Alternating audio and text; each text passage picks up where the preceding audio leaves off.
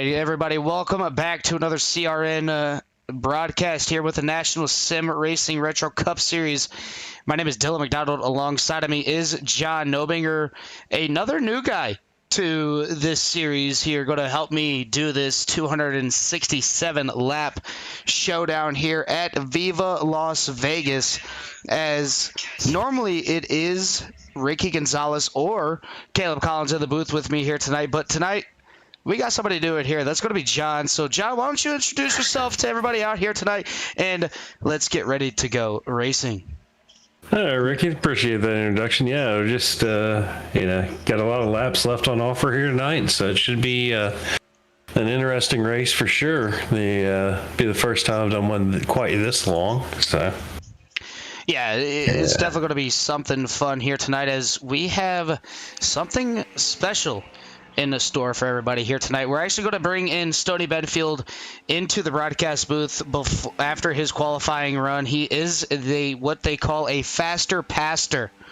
So we're going to go ahead and let him come on in here once he gets done with his qualifying laps to do a special invocation here tonight before we get ready to go racing for the National Sim Racing Retro Cup Series. And talking to a few of the guys like Johnny Taylor and the RCR bunch, they're going to be loose out of 2, loose out of 4, looking about 40 to 45 laps, give or take, on a tank of fuel. So that's going to be something to watch, with everybody getting a little bit loose. So it's going to be a fun race. It is a 1.5 mile cookie cutter type track, and it's definitely going to be fun here to watch as Stoney Benfield has entered the final lap, going to come and bring his car to a complete stop. While we do that, we're going to go ahead and bring in Mr. Stoney Benfield to give tonight's invocation.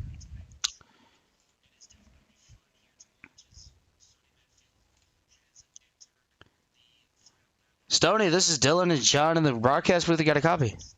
Yes, sir. How you guys doing tonight? Oh, we're doing good, sir. We always call you the faster pastor. You always call yourself that as well. And we were talking after Daytona, and we thought it would be a great idea to have you give every invocation for the NSR. So without further ado, sir, would you like to take us into it? I will. You want me to do it right now? Yes, sir. Okay. Hey, guys, let's have a word of prayer together.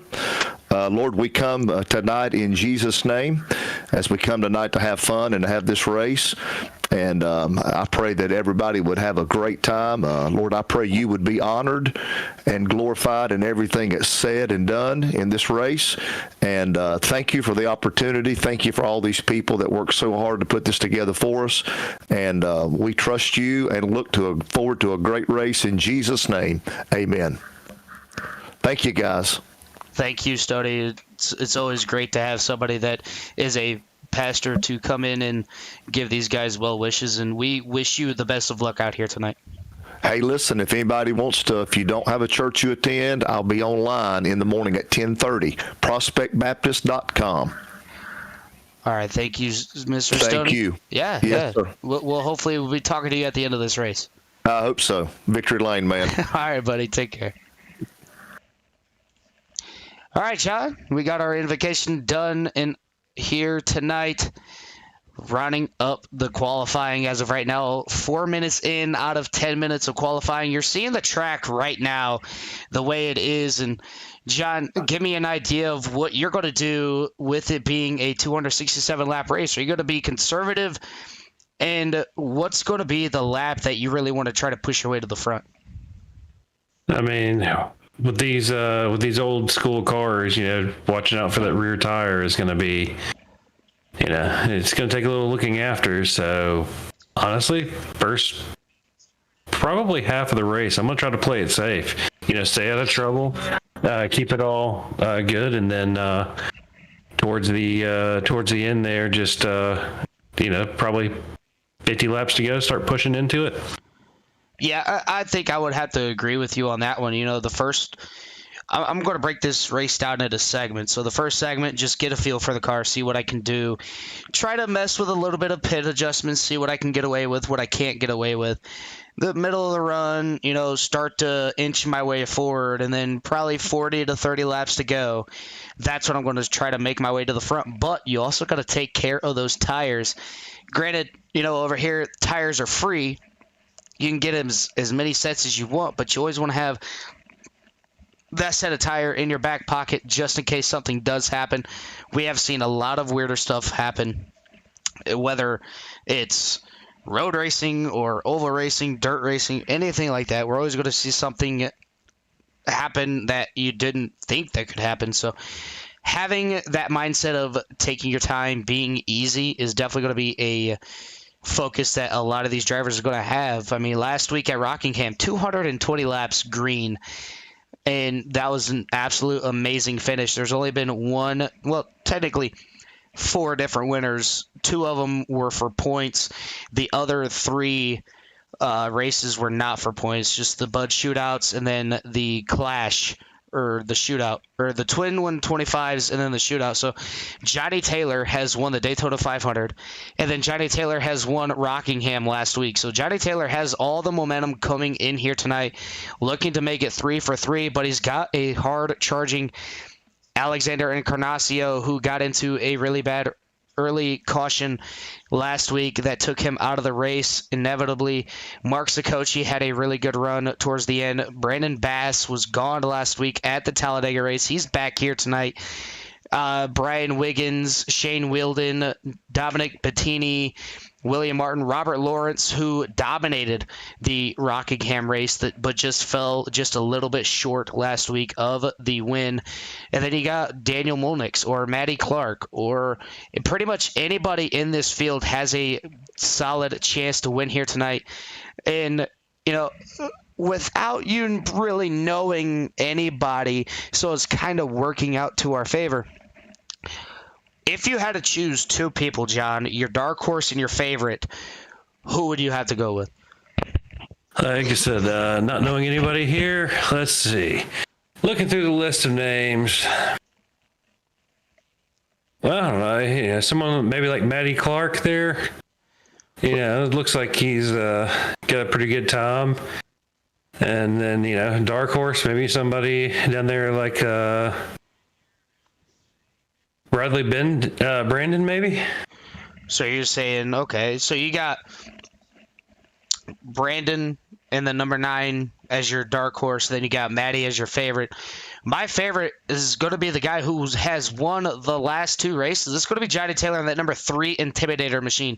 So I'm going to go Johnny Taylor in the 3 for my favorite. But my dark horse, I think I'm going to have to go with Daniel Mulnix or Alexander Encarnacio. They both have good, solid runs. They just happen to find the trouble where they least expect it. Look for those 2 drivers to make a breakthrough here.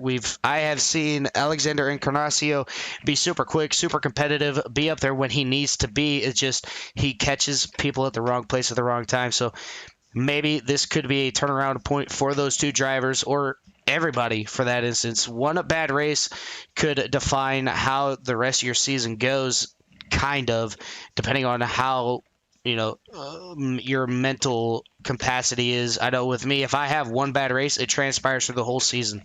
A lot of these drivers may have one bad race, but keep it good for the rest of the season. So it's definitely going to come down to what you can do to make sure it stays.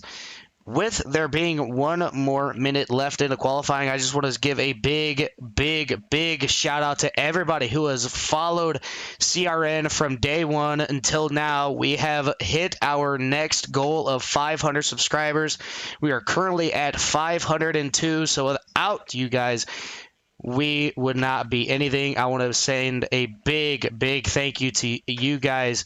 Carl Handwerk, Jimmy Covert, John, you, Ricky Gonzalez, Caleb Collins, myself, everybody that has made CRN possible. I want to give a big shout out to NSR for allowing CRN to be a part of their league, showcasing it.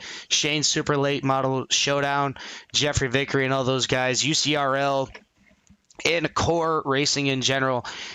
Jimmy Covert and Carl Handwerk have made CRN what it is today, and I'm glad that they brought us on board. So I want to give a big shout out to everybody that has liked, shared, and subscribed to CRN. Without you guys, it could not be any better. that's going to wrap it up for qualifying here. And we have our starting lineup, and it looks like there's about 23 drivers out here on the race tonight. We're going to go ahead and run down the qualifying grid. It's going to be Alexander Encarnacio in P number 1. Daniel Monix is going to round out your top 2. Matty Clark in 3rd. Chad Gunnigsman in 4th. Patrick Gentner in 5th. Jacob Kaplan in 6th. Johnny Taylor in 7th. Stoney Bedfield in 8th. Robert Lawrence in 9th. And rounding out your top 10 is going to be William Martin. Mark Saccoci in 11th. Dominic Bettini in 12th. 13th will be Shane Wilden Jr. 14th will be John Thompson. 15th will be Brandon Bass. 16th, Andy Reeves. 17th will be Lucas Nilgis. 18th will be Sheridan Wade. 19th, Bradley Brandon. Rounding out your top 20 will be Brian Wiggins. 21st will be Justin Cope. 22nd, Mark Cook. And starting shotgun on the field here tonight will be that number 10 of Austin Rhodes. 267 laps to go here tonight. Everybody getting ready to get on the grid, get our starting lineup here in order. Going to go ahead and bring up the track map for everybody out here tonight that wants to follow along and see where they are out there on track. If anybody has a driver that they are looking for and wanting to see a little bit more of, make sure you put it in the comment section. We do check the comments over here, and if you guys have any special thoughts or if you guys want to see a paint scheme that you haven't seen before, make sure you let us know and we can go through those paint schemes as well. While we are doing that, we can go through these paint schemes while they get ready to go back to Green Flag Racing. So starting P number 1, we're going to look at number 35 Tabasco Machine of Alexander Encarnacio. In a second is that Miller Lite number 2. Chad Gunnigsman in the 7 Xerox, so a little Alan Kilwicki throwback paint scheme. Jacob Kaplan in the number 44 Hot Wheels Machine. Matty D. Clark in the singular number 31. Patrick Gentner in the Brawny number 45. Stoney Benfield in the Remington number 75. Johnny Taylor in the Intimidator number 3. William Martin in that Viagra number 6. Robert Lawrence in that 07 Jack Daniels. Dominic Bettini in that number 49 AT&T R&B SEM. John Thompson in that number 1 Bash Tracker. The number 8 of Mark Saccoci in that Budweiser King of Beers. Shade Wilden in the STP number 43. Brandon Bass in the number 32. Andy Reeves in the number 24, but is also in the same paint scheme as Mark Saccoci. But nonetheless, Barney has the green flag in the air. 267 laps, and we are back to racing here on this Saturday night. And Alexander Encarnacio going to lead these gentlemen back to the green flag as already 3 wide going into turn number 1. Matty Clark down to the inside. Alexander Encarnacio playing a little bit of a strategy here, going to pinch him down on the corner, and they're still going to be side by side going into turn number 3.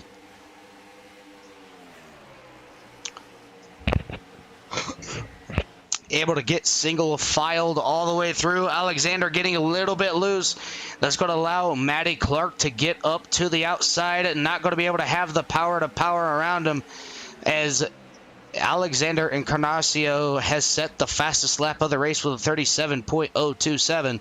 So currently, as it sits right now, that number 35 is the fastest car out here on track, as Matty D. Clark looking down to the inside of Alexander Encarnacio, trying to get the point here, get a lead lap, or get a lap led, and he's going to clear the number 35, move the 31 up to P number 1, as deeper back of the pack, Mark Saccoci running a little bit by himself. Jacob Kaplan being nice and easy. Stoney Benfield right there behind Mark Saccoci with Dominic Bettini right behind him. But side by side is John Thompson and the number 6 machine of William Martin. John Thompson having the advantage so far going into turn number 3, and he looks to be running the outside lane. And it seems to be working for him as he got a really good run off that corner. He's going to be able to clear and maybe get to the outside of the number 49. John looking to make his way back up here to the top 10. Yeah, it's looking like your top 5 or 6 there are all running right about the same lap times, and then 6 down to about 12th or 14th are all right in there in another little group. So we got some close racing going on for sure. Yeah, close racing as of right now. Looked like the 49 of Dominic Bettini was looking to make it 3 wide on Stony Benfield, and the 1 of John Thompson thought better of it going down the backstretch.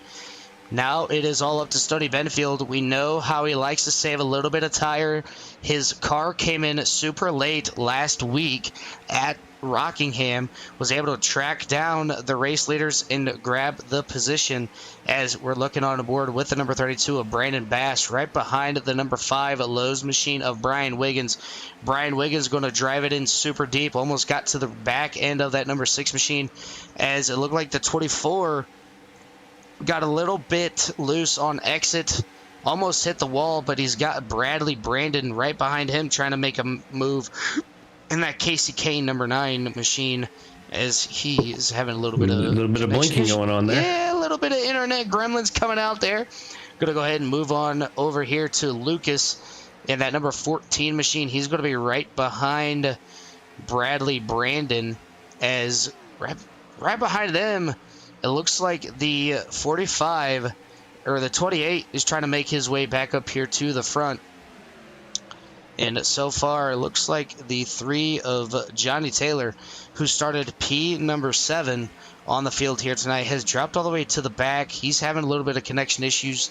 Wants to stay in the back, let everybody go on by. Don't want to hurt anybody's races this early. Get that internet connection figured out and start burning his way back up through the field. But so far, up in the front, it is still Matty Clark with your race lead.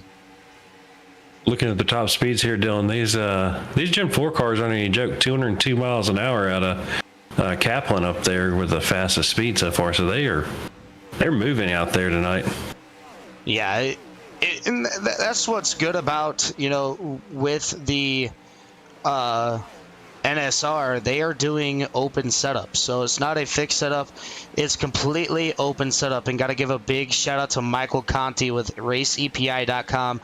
He actually took the time out to make a setup for every track that these drivers go to for the Gen 4. So if you guys want to get in on the action with NSR, make sure you guys go to NationalSimRacingLeague.com. Get involved, get out here on the track with us here tonight. And then if you're looking for a setup to go with this track combo, make sure you head on over to raceepi.com as Michael Conti has those setups posted on their website for, I believe, about $15 a setup. Yeah, with me being with EPI already, I'm kind of biased towards it just because that's all I run, but they're absolutely phenomenal setups and can't wait to see how it goes on as the 9 gets way loose. Way loose. I almost called Bradley Brandon Eric Andrews because Eric Andrews and Bradley Brandon are running the exact same paint scheme. I was like, oh, look at that. Eric Andrews getting a little bit loose, but I forgot. Same number, too. Yeah, same number. See? But, nobody has the 38. I have yet to see a league where I'm broadcasting that has the number 38 as almost slides up right in front of Andy Reeves there. And it looks like the 10 I'm trying to think, Dylan. There's nobody famous ever ran 38 that I can think of. Elliott Sadler. I said famous. He is famous. He is famous. Okay, he barrel rolled down Talladega a couple times. He's not the only person to do that by any stretch. Yeah, true. Looking back here is Austin Rhodes making his way around Andy Reeves. And now he's going to try to make it a 3-wide battle with the number 54. He thought about it there pretty quickly. Didn't want to take his chances as the top 2 have checked out. So Matty D. Clark has checked out to a 0.4, almost a half a second lead over our second place. And then second place has a almost 2-second lead over third place, and then third through fifth are all nose to tail, and then you got another gap to the 07 of Robert Lawrence, and then after Robert Lawrence you have another big gap to P7, and then it all gets back into file. And, still a lot of close racing here all the way through this racetrack as we take another great camera angle on the backstretch of Las Vegas. And the 32 is wicked loose coming out of turn number 2. And you know what? Oh, as I look now, Robert Lawrence gets a little bit loose coming out of turn number 4. But there's a driver out here that I have not seen out here, and that's the Muffin Man, Mark Thomas. And the number 12 machine is not out here tonight. Not sure what's going on with him. Normally he's out here running with these gentlemen, and so far he had to miss tonight. So looking to capitalize on some more points, or everybody that has shown up and made this event here tonight. Hopefully Mark Thomas can come back out here tomorrow or next week and get back in the car, as we're possibly going to have another pass back here for P number 17. Justin Cope and Mark Cook were almost side by side, and now the 88 kind of reeling it back just a little bit, wants to save a little bit more tire, as I don't know what happened to Alexander Encarnacio, but he has fallen back to almost 2 seconds from our race leader. And Matty D. Clark is still in the 30-second range. Everybody else is in the 31s. And I think right now Alexander's trying to play the long game. Okay, fine. Let him go. Burn up his stuff. I'm going to just ride back here. As you see there, going all the way down the backstretch, Alexander Encarnacio was extremely loose. Ooh, running that very high line up there. I don't think that was intentional, however. Yeah, so Vegas is a really weird track, especially for the ARCA cars. I run the ARCA car more than I run the Gen 4. Granted, they're the same exact car. One's got more horsepower than the other. But for me, if I were to run Las Vegas, I'd be running the middle to high lane. I wouldn't really want to run the low lane, as Jacob Kaplan, coming up off of turn number 2, is hard in the wall and going to take it all the way down to turn number 3. Up against the wall, going to dive it all the way down to the inside. Luckily, nobody behind him as of right now, able to get it back up to speed, and already having a lot of damage on that right side of that number 44. Yeah, it looks like some of these guys are already starting to short track it out of 3 and 4 a little bit, like they're trying to step out on them. So I guess all that horsepower is already taking a toll on those rear tires.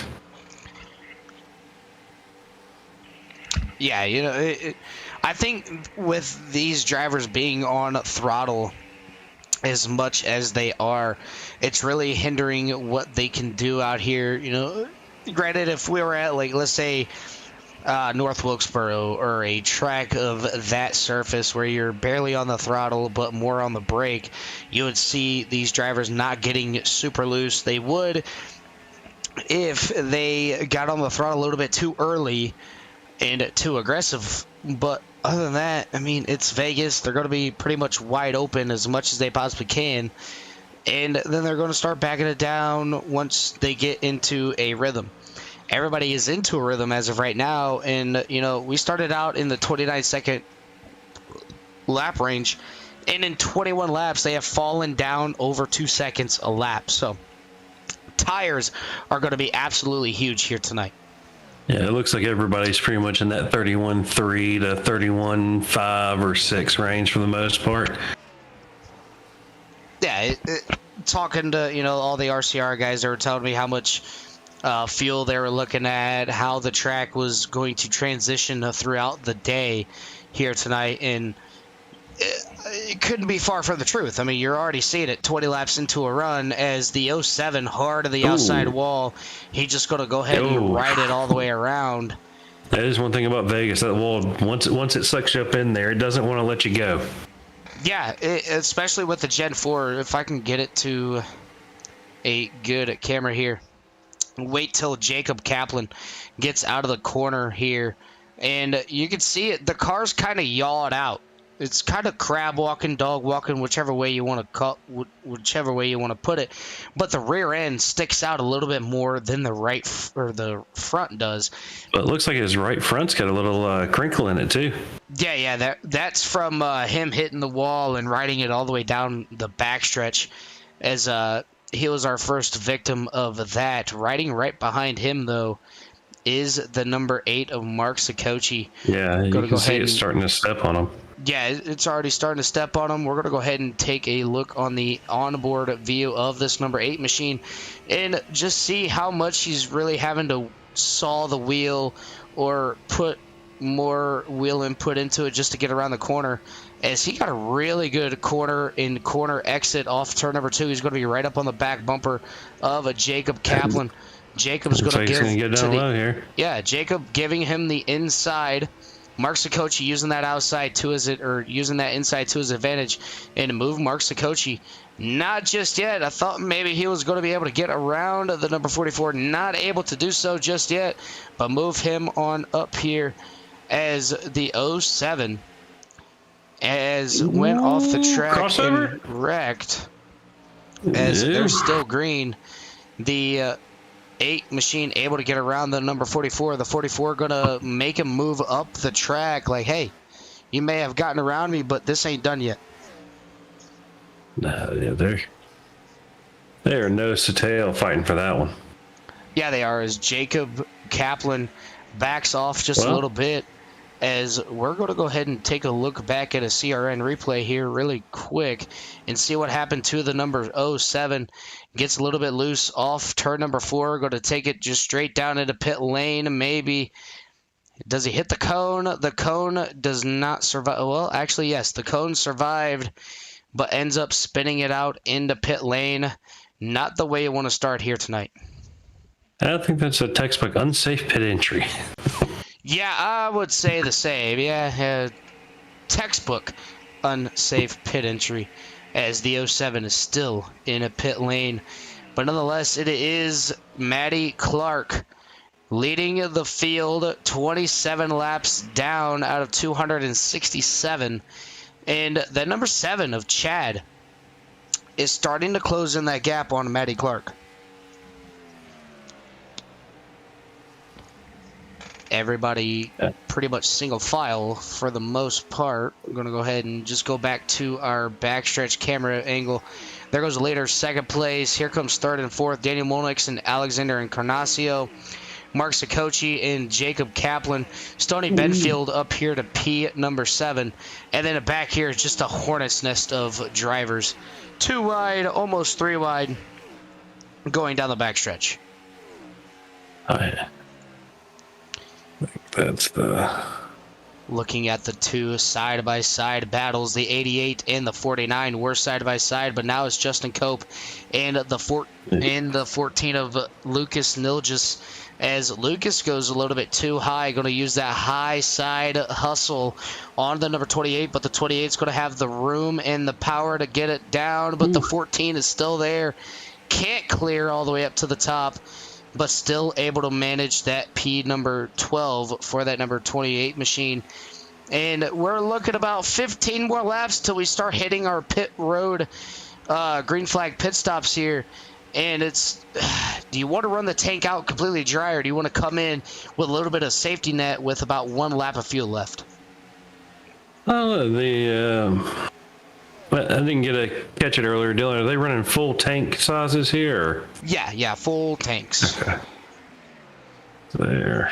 And full tank. Ooh, number 3 getting close to the 5 there. Oh, it's not quite done yet. Yeah, not done yet, as Johnny Taylor is back out here on a track, a couple of laps down, has some connection issues. Going to dive it down to the inside. Dominic Bettini says, nah, man, you may be a lap down, but I'm going to hold you up as best as I can. And he's going to be able to get around maybe a 3-for-1 here. Brian Wiggins down to the inside, 3 wide. And look at the power moves by Johnny Taylor, rocketing fresh around. set of tires, and he's... Oh, yeah, he is on a mission right now. He's like, you know what? I'm going to get these laps back the hard way as Brian Wiggins goes into pit lane. So Brian Wiggins is going to be our first contender down at pit lane. He's going to fall 1 lap down. as now we're going to see who has practiced pit road entry. And John, you and I both know practicing pit road entry doesn't matter what it is. If it's an official race, if it's a league race like Core, you always want to practice that pit road entry. I think the both of us have been bitten by that just more than one time. Well, I mean, we could be like Paul Butler and, get speeding penalties going into pit lane every time. No. I mean, Dylan, you would know nothing about that one. Playing with those white lines. Yeah, see, me, I always try to take it conservative. So, I will be the most, I will brake early just to get into pit lane. I don't care if I sacrifice time going into the pits. I can make it up during the race as the 88 gets into the wall. The 28 and 88 may make contact. They didn't. They keep it side by side. Battle for P number 9 as Justin Cope was able to get around that number 88 of Mark Cook. Mark Cook back into the wall. Ooh. Yeah, it took a little speed off of him there. Let's see here. Yeah, looking at it now, it seems like they're going through the tight phase here. Look at about 10 more laps before we start seeing everybody go down to pit lane. But behind the 28 is just too wide with that number 88 machine as the 32 is trying to get around Mark Cook. But Mark Cook making that outside work like a dream. And right behind that number 32 is that number 6, our shootout winner of William Martin. He's pushing for it. So looking like Wiggins, after doing the pit stop coming out last lap, was a 30.3. So yeah, it looks like most of these guys are just about a second and a half or so off a fresh tire pace right now. So yeah, you say fresh tire pace, tires mean everything. I mean, it's all going to come down to if these drivers can keep it green. It's going to be about how you get in and out of pit lane as the 32 gets a little bit loose coming out of turn number 4, but down to the inside of the 88. Does he have the run to make it work? He's going to slip up just a little bit, making the 88 run the high side. Give that position still to the number 88, but here comes the number 6. Run with the number 6 here. Yeah, that 6 is all over that back bumper, and he's got looks like the 24 of Andy Reeves down to the inside of the 6. He's not able to make that pass as of yet. Still side by side going over the start-finish line. Yeah, I'm thinking they need to put a carrot in Bugs Bunny's mouth and say, "What's up, Doc?" Yeah, I mean, if you looked at my ARCA car last week, I had the Jeff Gordon Looney Tune car, so yeah, good times with that. As it's something different here that you want to see. Actually, it looks like they're starting to wear that right front out too. They're starting to push up mid-corner now. It's not just the back end stepping on them. Yeah, I was talking to some of the drivers too, and some of them were saying, okay, here's my tight phase, da-da-da. I'm going to be pushing a little bit up into the corner. And you're definitely going to see that all throughout the night. And, John, I know you're a good racer. I've raced with you a lot. Whenever you start to feel that momentum start pushing your car up the track, what is going to be your number one thing, in your opinion, that you're going to want to try to do to stop having that happen? Generally, somewhere like here, it's not going to actually be tire wear that's doing it. It's going to be the temperature. And it's find some other entry line to just get 20 degrees off of that tire, so however you can, and just see if it'll come back to you. Yeah, me, what do you know? He's in the Looney Tunes car, so I updated my trading paints, and yeah, now I'm seeing the Looney Tunes car for the number 24, and will say he has read my mind since I have that paint scheme on my number 38 ARCA car. He's got my vote for the best looking car out here, but for me, like Vegas, I would be backing up my corners just a little bit more than what I would want to. and just play with the throttle. I mean, the throttle is going to be a big part here. Get on the throttle a little bit too early, you're going to push up as well. Yeah, looking at some of these guys' times here, looks like if you can find a way to take that stress off for 2 or 3 laps and only lose a couple of tenths, you can probably charge back and be almost a half a second better or more easily for another few. Yeah, I mean, it's definitely hard to do, as drivers are in pit lane, the 75, the 88, the 35, all into pit lane of this time by.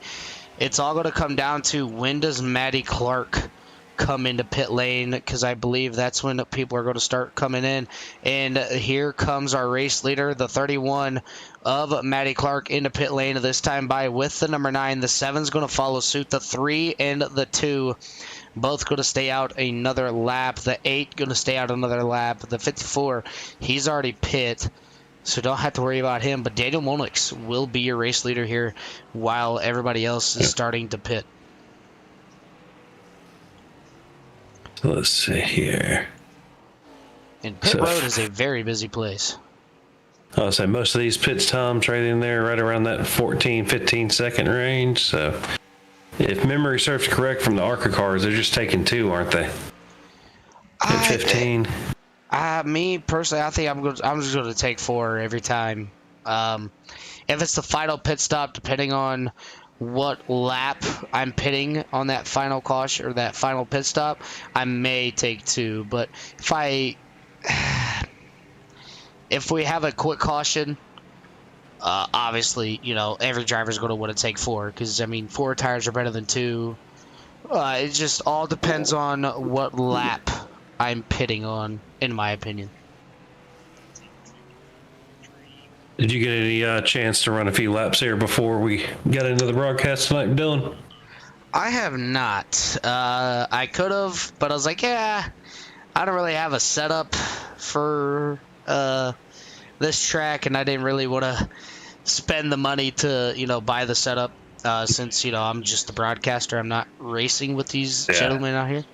So I was not able to get any laps in here tonight, but knowing Johnny like how I do, and knowing Matty Clark and Robert Lawrence, all the guys over at RCR, they give great feedback to what the car is going to do and how it is handling. So looking to have that knowledge that I have from them and just go from there, as Matty Clark has regained the lead, as he has a 5-second lead over second place of Chad Gunnigsman. Alexander Encarnacio is in P number 3. Daniel Monix in 4th, and rounding out your top 5 will be that number 44 of Jacob Kaplan. Chad putting in the fastest lap of the race last lap. Well, I guess that's one previous. No, that was the 29.84. I don't know, Dylan. Looks like most people, like I said, are in that high 14, low 15 range. There are a few in the 18s and 19s. So depending on the setup, they may have only all taken 2 under the green. Yeah, we'll go ahead and bring up the pit stop time here. See what these drivers did for pit stops. Pit stop time. So looking like your SDK isn't broken for that. Mine is. Looking at it, Matty Clark did 4 tires. Chad did 4 tires. Everybody actually took 4 tires. Okay. Nobody took 2. So I guess the 18s and 19s were probably trying to get 3 seconds of damage taken care of. Yeah, I would. Yeah, well, I don't. Did the 6 hit the wall? I don't think the 6 hit the wall. I'm not 100% sure if he did or not. But, I mean, 4-tire pit stop there for everybody out here on the track. And I have noticed, especially with these drivers at The Rock and Daytona, and when they did the Daytona, it was the old Daytona, the super bumpy Daytona. Rockingham is the same way. It's super bumpy. And they would... I seen it firsthand. They wouldn't be even nowhere near the wall, but if you looked on the right side of their car or the left side of the car, they had a little bit of damage. The bumps in the track was just so bumpy that it caused the car to have a little bit of paint chipping away, I guess you could say. I don't know. It was weird we how got it that was last happening. year at the Nürburgring going down the back stretch. Didn't touch anything all that, but you got on the back stretch and there was some sort of weird hole that would dent in the hood. No, that that would be a little bit weird. I'd be like, iRacing, what's going on here? Yeah. I didn't touch anything. Yeah, they that's why they introduced on the GT3 cars a new minimum height for that track. Well, at least you get in the car where you need it to be with the, Like the height. 75's making a move on the 5 there, yeah. Looking at it now, Stony Benfield down to the inside, 5 on the outside, 1 right behind him. Stony Benfield faster, trying to make a move on a Brian Wiggins. Not going to be, yes, he is going to be able to get clear, but here comes the one of John Thompson down to the inside. Brian Wiggins almost to the wall, coming up off of turn number 2, and give that P number 6 to Stony Benfield. It's interesting to see a Camaro livery on these cars. It just looks so out of place. The Taurus, I know it's supposed to be a Monte Carlo, but the Taurus they did run back then. Well, Mark Martin was a Taurus. Yeah. And then you have the Dodge, you have the Pontiac, you have... No, Dodge didn't run back then, did they? Yeah, they did. KCK was a Dodge. Oh, yeah, they used the Avenger, didn't they? I've forgotten about that one. Yep. Oh, that thing was ugly in real life. The race car was all right, but the actual Avengers, oof. Yeah, they used the Pontiacs, they used Fords, they used the Chevys, The Lumina. and Dodge. No, this is after the Lumina with the redone of the Monte Carlo. That's right. Yep. Nice little bubble body Monte Carlo. Is Matty Clark keeping up that 5.3 second gap over second place. He's got a lot of lap traffic in front of him, as it looks like Brian Wiggins is side by side, not anymore with Justin Cope. So Justin Cope trying to make his way up through the field, not able to do so just yet, but right in front of the race leader, Brandon Bass, doing battle with the number 14 machine of Lucas Nilgis, as these two are battling for position. Brandon Bass using that outside to his advantage, going to get a little bit loose there, looking like Ricky Craven, Kurt Busch at Darlington all over again, just keeping it a little bit cleaner than what they have. And then right behind them, you got Andy Reeves getting ready to be 1 lap down by Matty Clark. So Matty Clark has a lot of momentum rolling on his side this early in the race.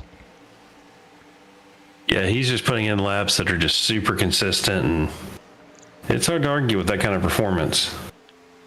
Yeah, I mean, Matty is one of those drivers that wants to be consistent. He wants to get better, and that's why, he has shown it time and time again where he has done that all the way through the race. And, running with him in Elite Performance Industries, if I have a question, I go to Matty. All right, Matty, what do I do here? If this is happening in my car, what do I need to change? And Matty is one of those guys that'll help anybody when they need it, no matter what they are running. As Brandon Bass gets a little bit too sideways there, and he's going to lose another position. But the 9 of Bradley Brandon having a little bit of championship implications, I guess you could say, as he's got some right side damage to that number 9 machine. Yeah, it looked like a little earlier his tires weren't doing so good into that first phase. So. Yeah, looking off the back bumper of the number 9. And you can see he's got the 2 and the 35 right behind him. And they're going to try to catch this number 9 machine, get around him, and move on up. Yeah, you can hear he's scrubbing the tires all the way through the corner. Yeah, that. Yeah, oh yeah. Those tires are saying, sound the siren, Paw Paw. I don't know what it is, but I've been saying that a lot. So if you hear it again, don't worry. It's just. Need to rob a screenshot from Days of Thunder. His way, my way. Yeah. Yes. Like, hey, when you hear this all race, this is what your tire looks like. Yeah, that actually makes perfect sense, as we're going to ride on board with the number 35, as he has all the pressure from the number 2 of Daniel Molnix all over that back bumper. As Daniel Molnix is in a Dodge Charger here tonight in that number 2, as it looks like the number 9 getting out of turn number 2 gets all the way up into the outside wall, and the 35 getting a little bit loose. Going to go ahead and look back up here to our race leader. He's going to pass the number 5 machine, Matty Clark, putting another driver 1 lap down. The 88, he's having a little bit of trouble here. He's going to be down on the inside, and it looks like that number 88 is going to be putting it into the pit lane, as he's got heavy right side damage to that car. Oh, he's just going to go and tow it there, so going to have some towing going on for that number 88 machine. The 07 still in pit lane. But it's going to be Matty Clark up here, passing people like they're sitting still, putting P number 9 1 lap down. Yeah. That's a... because we are... We still have 200 laps to go. He's got... Yeah, Matty Clark is set on a mission here tonight. He wants to show his dominance here at the 1.5 miles, and he wants to do it in an incredible fashion. I mean, at this rate, looks like, the only ones that really have if this thing keeps going green, they're going to have a chance to catch him ever would be Chad, Daniel, and Alex right there. I mean, after that, you're another 10 seconds back. Oh, yeah. The only thing that could really put this field all back together is a caution, and nobody really wants to see cautions, because everybody knows cautions breed cautions, and they breed even more cautions. So kind of want to bring this race going from green to checkered all the way around. Well, the good news is, at least if you're a driver here, you got a big enough field. Everybody's kind of spread out on track. You don't ever wind up in that. I know you've had a race or two like this, Dylan, where you're just doing laps and there's nobody in front of you, nobody you can really see behind you. Feels like a test session. And it's just 200-some laps like that would be brutal. Oh, yeah. It definitely would. As long as you have that little, dog chasing the rabbit thing, it's not too bad. Yeah, it wouldn't be too bad.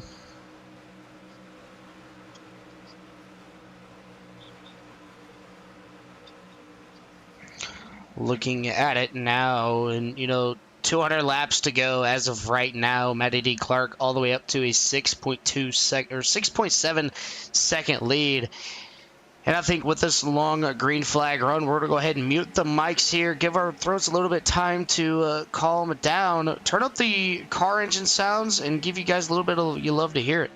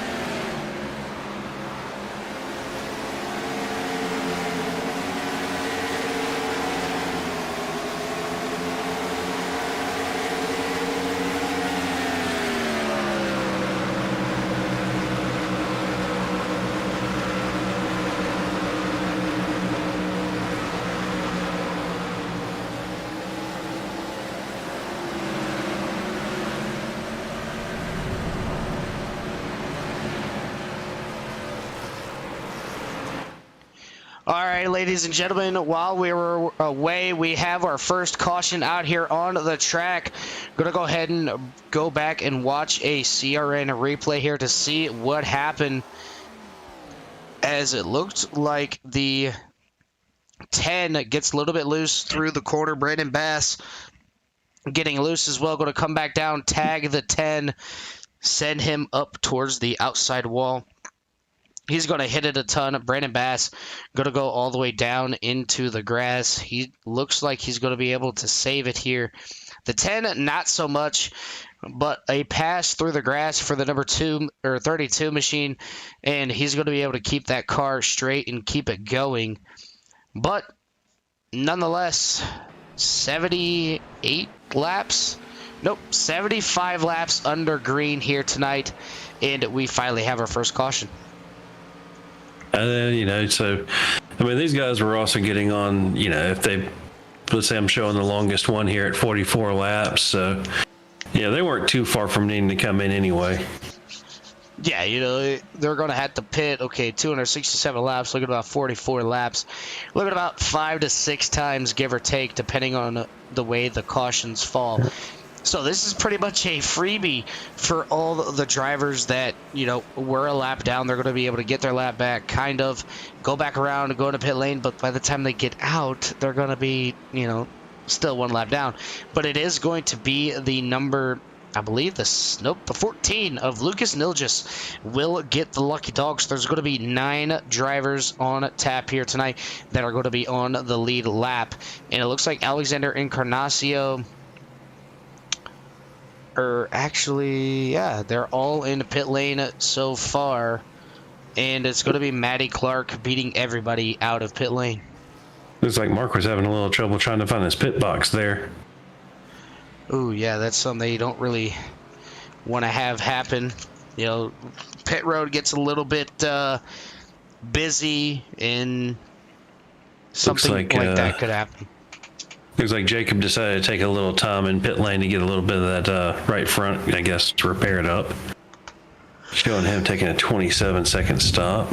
Not gonna lie, when these drivers pit and they fix all their damage, this car fixes the damage. It legit looks like you took your whole fast repair. It's not like the other car, Even the trucks do that, because I was looking at you last week. It was like, oh, it looks like Dylan took his fast repair. I didn't think he had it left. He came back out, and the truck looked brand new, and I was like, it even took all the rubber off the grill. Yeah, iRacing's little physics on, doing the repair on iRacing is actually pretty good, especially with the Gen 4s. Like last week, Johnny Taylor had substantial damage on that number 3 machine. Got it all fixed in one pit stop, and the car looked brand spanking new. Like, he looked like he had a fast repair, but these drivers not going to be able to have a fast repair here tonight. So if you blow your motor, you're going to be sitting in pit lane for a good 30 to 35 minutes.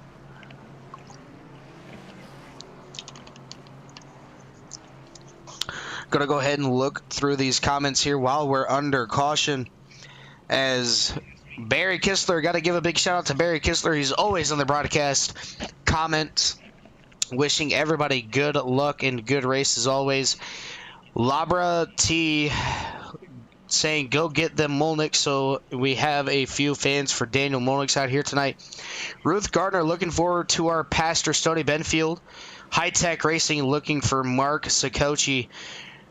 Nate Fields rooting for Wade. Kip Cook saying go number 75 of Stoney Benfield. Jimmy Marcotti not here tonight, but repping or looking forward to Brian Wiggins. AJ Connors, a driver on the Wednesday night Shane Super Late Model Series or Showdown. These cars look so much like fun to drive. They are pretty fun. Corey Gibbs saying go Stoney Benfield. And AJ Connors, again, with a nothing like a good-looking number 24 car. As AJ Connors drives the number 24 Super Late Model, and you'll never guess what kind of car or paint job he's got on that 24 car. Well, let's see. I mean, it wouldn't happen to be for a little short guy from up north, would it? Well, I mean, it's a Gordon car, but, he's running the Rainbow Warrior scheme on a super late model. And here tonight, you got Andy Reeves in this beautiful Looney Tunes car. I looked all over Trading Paints for this exact scheme, so I could run it, but it had to have no custom number because, me, I run the 38. I can't really have the 24 on a, like that, but nonetheless, an absolute beautiful car out here tonight. Me being a Gordon fan, he's already got my vote for the best looking paint scheme out here tonight. Yeah, it was funny that you mentioned Gordon. Back when I was in high school, I said I looked like him, and then we went to Talladega one year through the pits and realized I do kind of look like him. I'm just a foot taller than him. Yeah, but that was many pounds ago. Pace car in, green flag back out. Matty D. Clark going to lead these gentlemen back to the green flag, diving down to turn number 1 and 2. Matty Clark, Daniel Monix single filed it all the way back out. Top 3, top 4, maybe.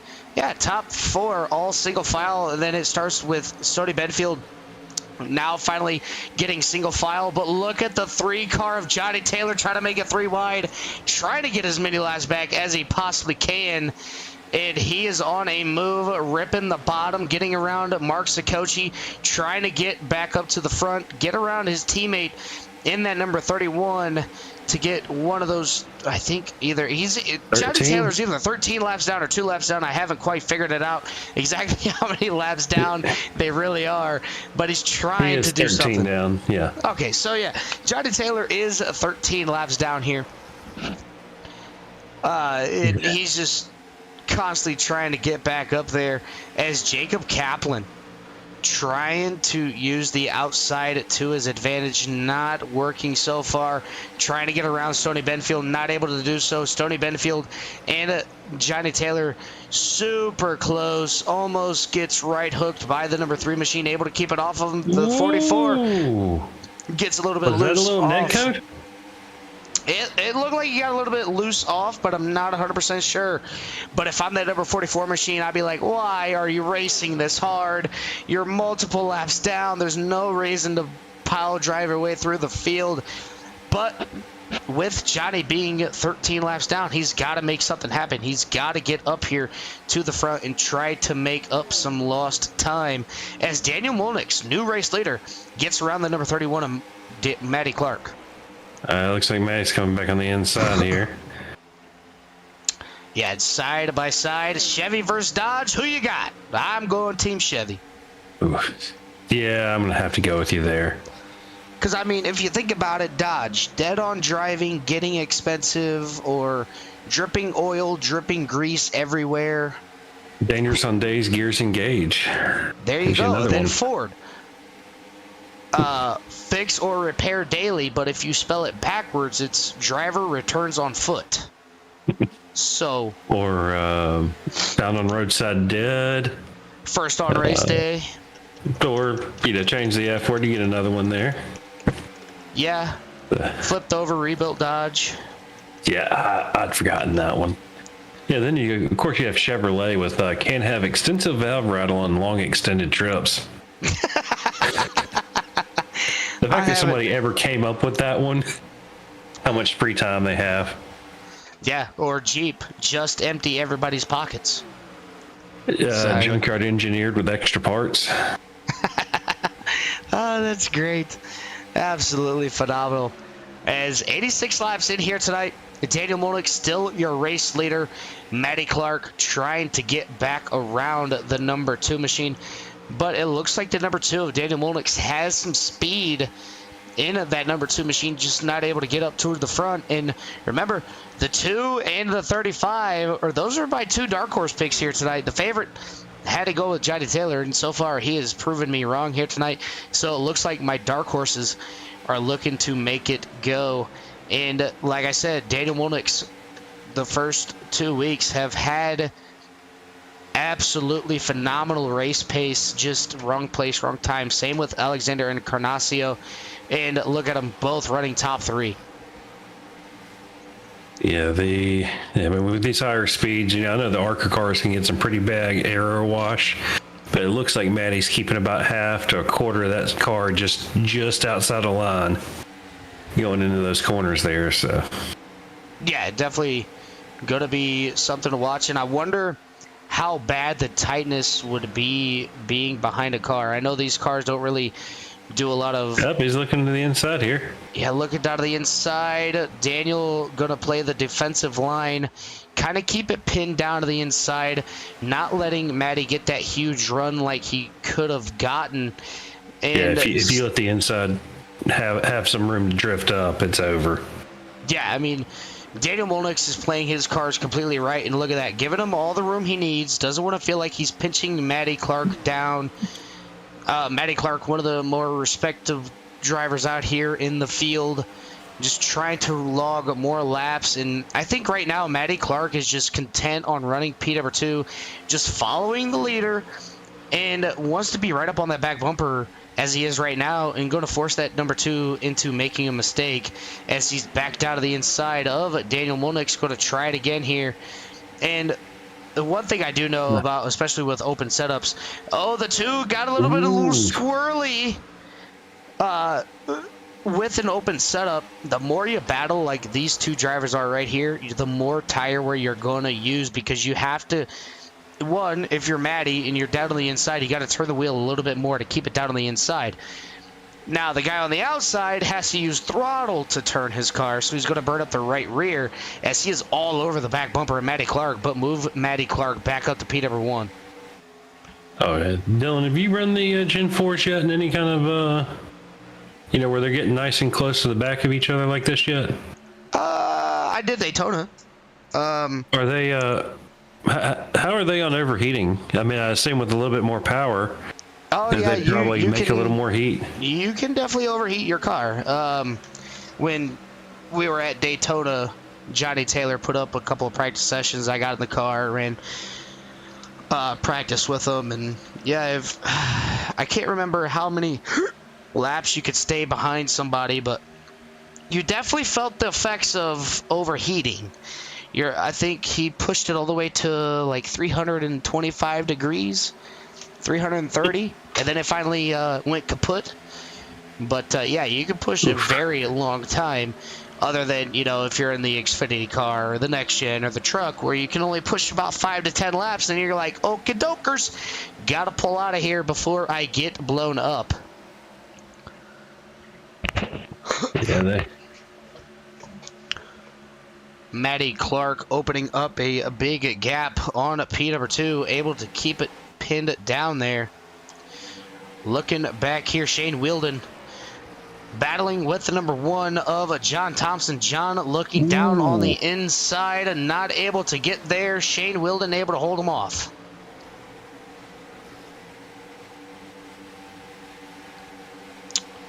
Want to make sure everybody tunes in next Thursday.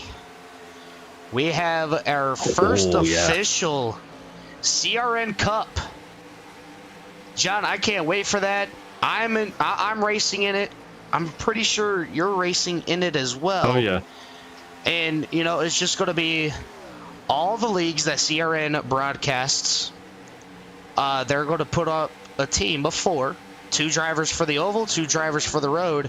And they're going to compete for a chance to be called the winning league, I guess we could call it, for the CRN Cup. It's going to be Mazda MX-5s at the road course of Kansas and the oval.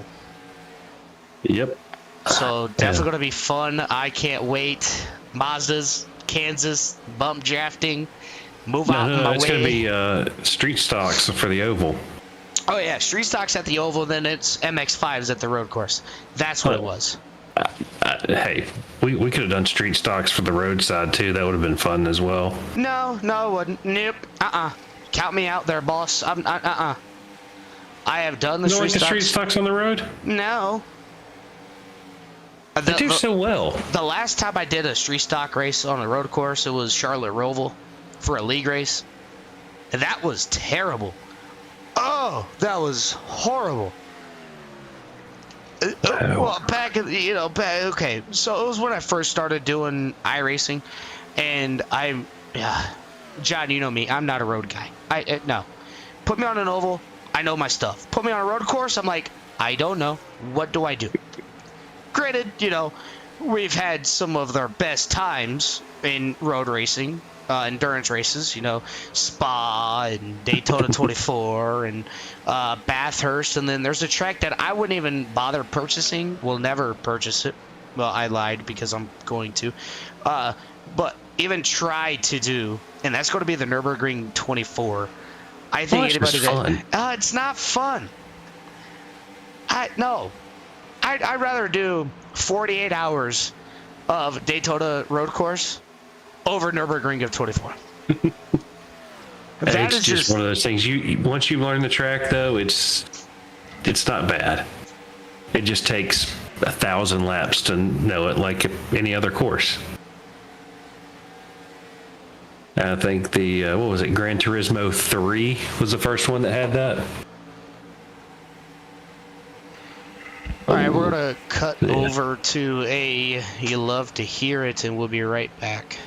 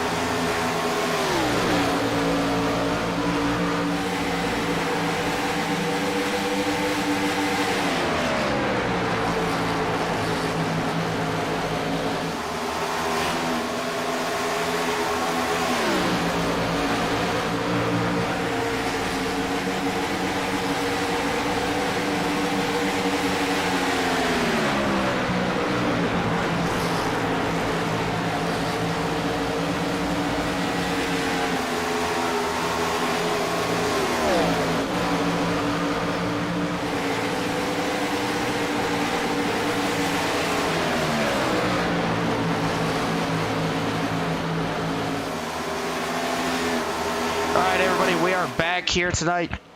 Had a little bit of almost an emergency. Ended up getting it taken care of, but nonetheless, still here. Thought I would have to duck away there for a little bit, having some mother issues here. And, just thought maybe I had to take her up to the hospital. But nonetheless, we were able to get her calmed back down, and now we can focus at the race at hand, as I didn't know how to switch over the broadcast from myself to John Nobinger. So, I don't know. I've never had to have that happen. That's something we before. may have to be talking to Jimmy and Carl about, because that is something that, especially on a full-length race, could come up. Yeah, exactly. I mean, I was supposed to be at Lake Erie today, and then it rained all day. So Lake Erie walleye would have to wait, as it looked like the 45 was getting a little bit loose coming out of the corner there, able to keep us straight. But while we were away, it looked like the 5 of Brian Wiggins got into the wall there. You can see it on the right front, that fender poking in towards the tire, creating a little bit of downforce. SDK is doing its normal, I'm not going to tell you that there's something actually happened. Yeah. You love to see it, as we have a 3-car battle here. The 2, the 7, and the 3 all battling except for the 3. Johnny's looking on their side there. Yeah, Johnny's going to get around the number 7. He's just going to let him go on around. And now Let's see if Daniel does the same. It looks like the 54 is slow on track. Not sure what's going on with him. A little bit of smoke there on track, too. Yeah, Sheridan Wade. Oh, he's got a broken left front. We're going to go ahead and cut back, as SDK didn't pick it up. We're going to go ahead and replay this, see what happened. But if you run off the track a little bit on a road course, it'll tell you. Yeah. You see there, he got loose coming out of the corner. Overcorrected back up to the outside. Ford Taurus into the wall. I like how he hit the rear end of the car first, and it bent in the right front. And then he just turns the wheel back to the left to get it straightened back out. Hard into the inside wall. Going to break that left front. No caution was called here. He's going to be sitting in the pit lane getting that tire fixed. But nonetheless, everybody's still out here running laps. Since I'm not familiar with this one, do they get a fast repair or no? No fast repair. So this is exactly just like how NASCAR is. You don't get a fast repair. You get a clock. I mean, you kind of can't really manage a 5-minute clock, but you can take all the damage that you need to get it fixed and come back out here. There is no incident limit. There's no tire limit. There's no limit on anything. So you're going to see a lot of these drivers take 4 tires every single time, just because they have those tire sets that they can get away with. Now on Tuesday nights, that sucks. Especially running Dover last week, let me tell you what. Oh, yeah. One tire set for both vehicles. You got one tire set for the ARCA car, and you had one tire set for the truck. Granted, the truck didn't burn tire like the ARCA car did. But it was faster, too. Yeah, it was. Explain that to me one day, and I'd actually enjoy it. Yeah, tires mean everything at Dover, so something different here tonight, and absolutely phenomenal. As Matty Clark still out there in the race lead. Second is going to be Daniel Molnix, Chad Gunnigsman in third, Alexander Encarnacio in fourth, Jacob Kaplan in fifth, Justin Cope in sixth, Mark Sakochi in seventh, Stoney Bedfield, Faster Pastor in P number 8, Lucas Nilgis in ninth. Rounding out your top 10, one lap down is going to be John Thompson. Speaking of which, did you see the little thing from iRacing about their updates for trying to help with the multi-groove on oval side of things? I did not. Yeah, they're trying to actually make it so that you can actually rubber in the track and it actually give you a second groove. That would absolutely be phenomenal. I'd love to have that. Granted, a lot of these tracks are already multi-groove, like Las Vegas, Kansas. What's another one? Bristol is definitely a multi-groove. Michigan is not. Yeah, no, you got to be at the right line at the right time. So, Homestead. it definitely should make some of these a lot better. So I'm looking forward to that one. They said should be seeing it around June. Yeah, iRacing is going to update the dirt side too. So you're going to be getting more depth in the dirt ovals. So that's going to be something fun here to watch as Stoney Benfield trying to get around Mark Sikochi, not able to do so, but he's got Brandon Bass all over his rear end. Looks like we got Chad and Daniel in the pits now. Yeah, Chad and Daniel in pit lane, the 54 in the pit lane, but he's been in there fixing a lot of damage on that number 54 machine. The 1 of John Thompson, he's going to go down into pit lane this time by. The 5 of Brian Wiggins in pit lane. The 9's going to be going down into pit lane, and we're going to see our third set of pit stops here momentarily as Matty Clark stays out another lap. And Johnny Taylor is going to keep on digging, getting as many laps back as he possibly can, as Stoney Benfield and Mark Sikochi are going to stay out another lap as well. Yeah, it looks like Johnny's trying to run Matty down there. Let's see. Well, if there's anybody that can do it, it'll be Johnny Taylor. Look at that move. Brandon Bass in the 7 on the outside. Trailer Park Girls go around on the outside. On the outside. Going back to the inside. Yeah, look at that. Just absolute. Oh, like Brandon Bass into the wall, up to the outside. That 7 machine on fresh tires, making it work. And he is already gone. He has left the field, as Daniel Molnix will be the next car in line to get around the faster pastor on the outside. But now he's got Brandon Bass right in front of him. Does he make it 3 wide? It looks like he's going to. Daniel Molnix is going to split the middle between those drivers. And look at that. Leaders into the pits now. Yep. Matty Clark into pit lane. Alexander Encarnacio stays out. Stoney Benfield in the 28. Both go in. And it looks like we had a problem with John Thompson. So we're going to go ahead and cut back to a quick little replay. Coming off of pit lane.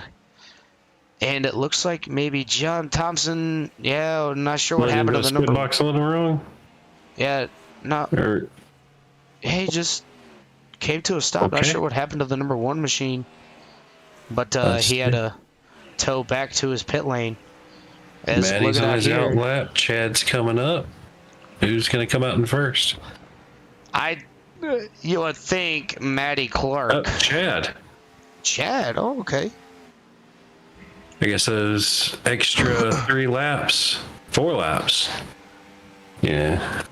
Got the, as I would say in Formula 1, the undercut going for him. Well, with Matty Clark having the fresher tires over the 7, it's all going to be a matter of time before Matty Clark catches him. So that's going to be something that we're going to have to pay attention to, as well as the 35 and the 44 are both off pit lane. Here comes the number 8. He's going to be on his out lap as well. The 14 finally going down to the pit lane.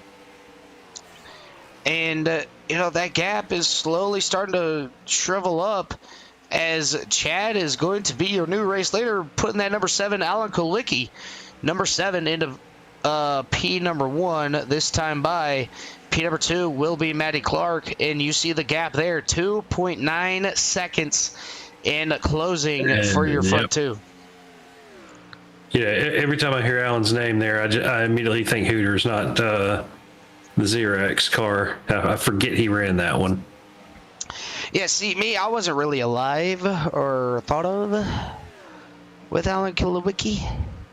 I mean, I don't even know when Alan Kulwicki raced, just because I wasn't really big into NASCAR back in the day like that.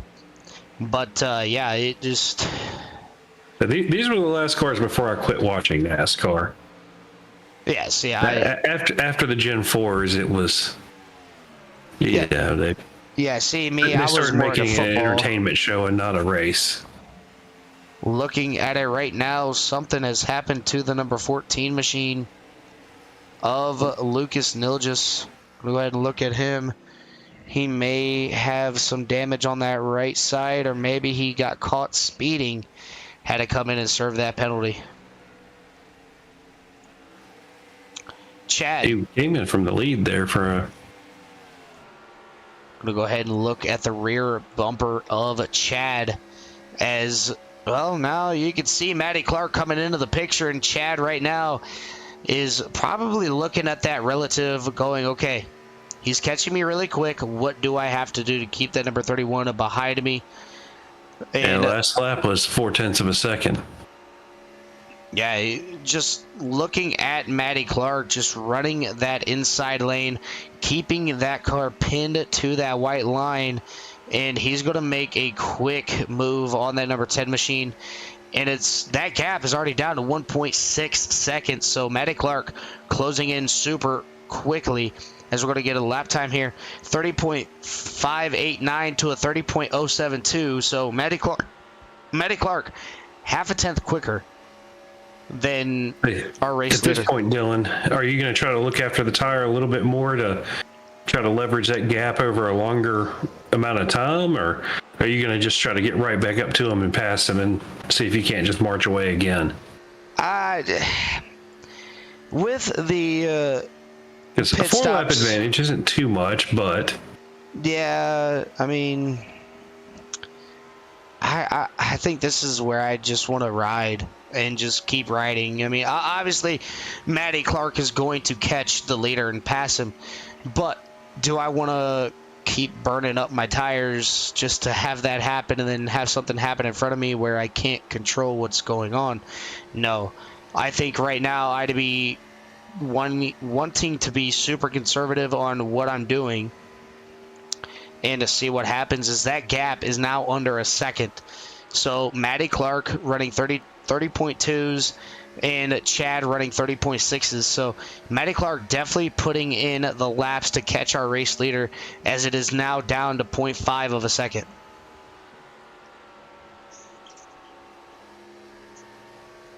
Yeah, looking at their speeds here, looks like Matty is about 3 or 4 miles an hour faster through mid-corner. It pretty much just seems to be carrying it all the way through. Yeah, I mean, still carrying it. I mean, he's only dropped a tenth so far. He's running 30.3s. And there he is, to the back bumper of the 7, down to the inside. New race leader, back to the point. That's going to be the 31 of Matty D. Clark, as he's able to take the race lead back from the number 7 machine, as we're looking in on the entry to turn number 1. And Matty Clark doing what he can to keep that number 7 behind him, is getting some great camera angles here all the way down through the backstretch. Looks like we got a little bit of a battle between the 5 and the 54 back there as well. Yeah, going to go ahead and key up on this battle here, as the 5 able to get around the number 45, but the 45 is going to power back around to the outside. Brian Wiggins throwing a little bit of a block, slow down his momentum, and around the outside, here comes that 45 of the Petty car in that Dodge, trying to make it wide on that number 5. But they got to be careful at what they're doing, because they got the leader right behind them. The 45 drifts way up high, and the 5 of Brian Wiggins able to hold that position.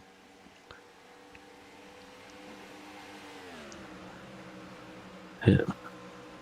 That's going to put our leaders coming all the way back around, starting to put the field back on their laps. So.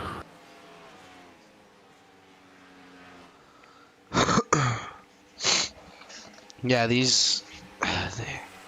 if I was the 5 and the 45, I just... Ooh, 3 wide there. 3 wide, and yeah, Matty's not holding back. Line. Yeah, Matty's not holding back. He's like, you know what? You guys are going to battle.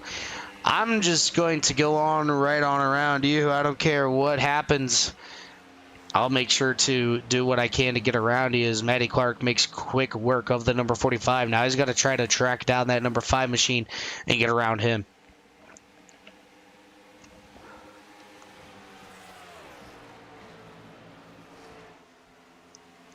Yeah, last lap, Matty's still running 31 flat.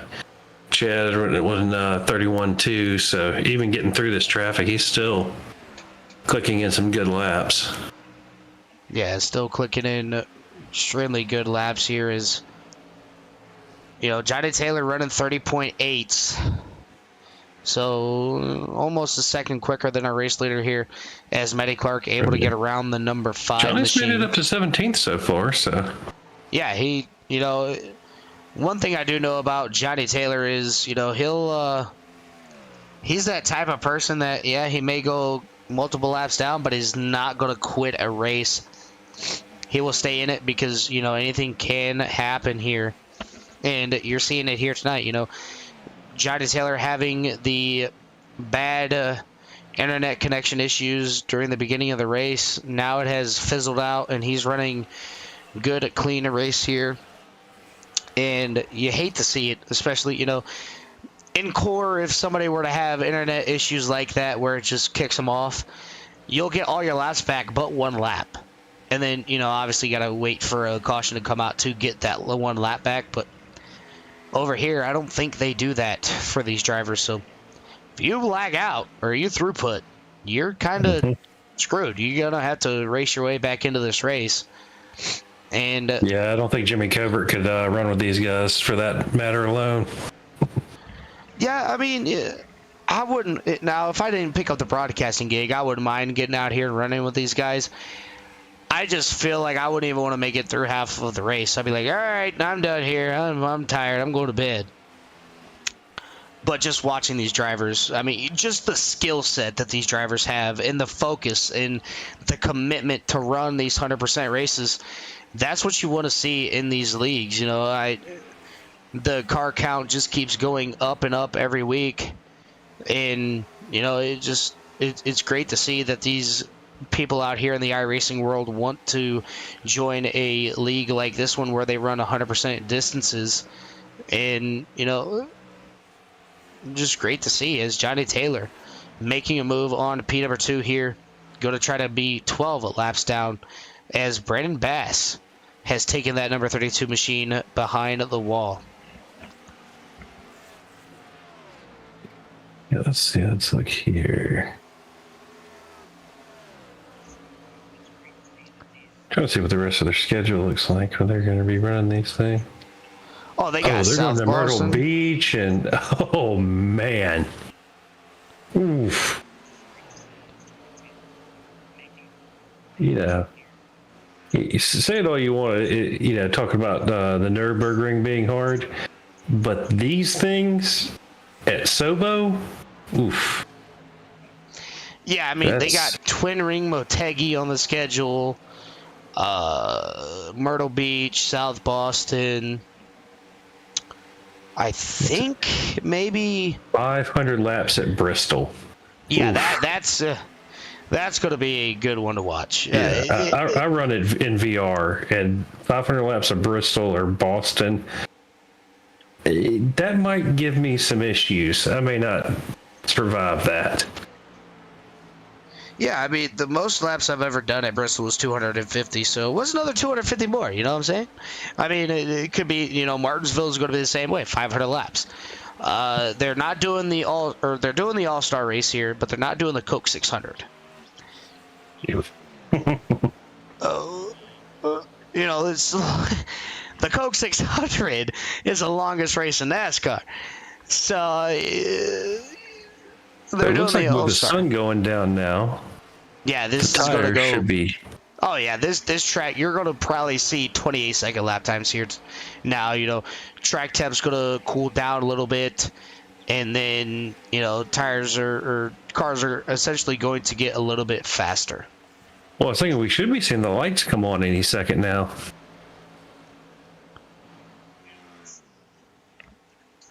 As Johnny Taylor gets around the number 24 machine. Looking back up here, though, Chad getting a little bit loose coming out of turn number 2. The 10 of Austin Rhodes almost gets into the back of him. Brian Wiggins and the 45 still doing battle. Side by side, the 7 going to make it 3 wide through the middle. Here we go. Oh, 45 gets a little bit loose on that apron. I think he was just trying to get out of the way. So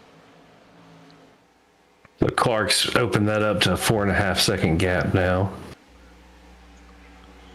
Yeah, Matty Clark has that number 31 on rails. As we're looking at it now, I'm not seeing the number 07 out there anymore. Yeah, the 07 has put his car behind the wall. Oh, 07. Yeah, I was like, 07. you're looking at this. Yeah, 07. My bad. The 07 of Robert Lawrence, RCR guy. He has taken his car behind the wall. He's going to finish P, number 22. Sheridan Wade in the number 54. He's not going to be able to continue here tonight. John Thompson. Looks like 24 up in the wall there. 24 up into the wall. Going to come right back down in front of traffic. That's going to be Andy Reeves. He's going to be able to get out of the way. And right back to the racing line. And Andy Reeves trying to make something happen here is it looks like the two of Daniel Milnick's. He's going to get around the number 24, and now he's going to set his sights on the number 45. But he's still trying to track down that number 7 machine of Chad Gunningsman.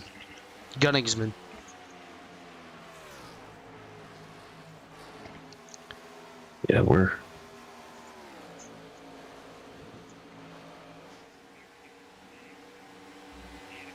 looks like.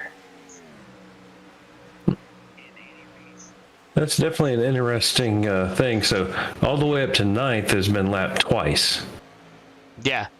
The long green flag runs by these drivers really sets the tone of the race and gets everybody excited as Matty Clark catching up to Stoney Benfield, possibly going to put all but the top 8 one lap down.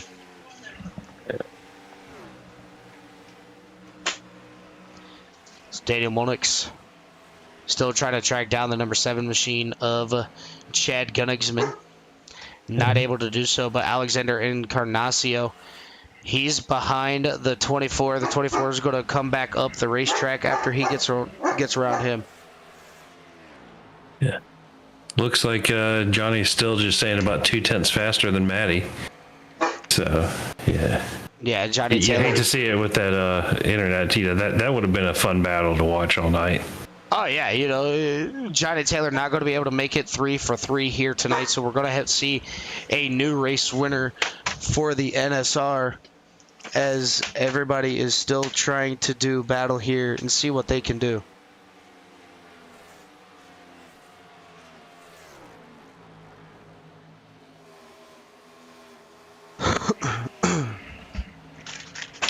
All right. Let's see. Looks like Alex stops a whole lap later than Matty. 150 laps in of 267. So closing in on the 100 laps to go mark here. And top 3 going to be a photo finish nonetheless if they can, get a late caution to see what these cars can do. And definitely a great race here tonight as Stoney Benfield is battling with the 8 of Mark Saccoci now as Stoney's starting to catch Mark Saccoci here. Oh, wow. I just noticed. So Johnny's last pit lap was 108.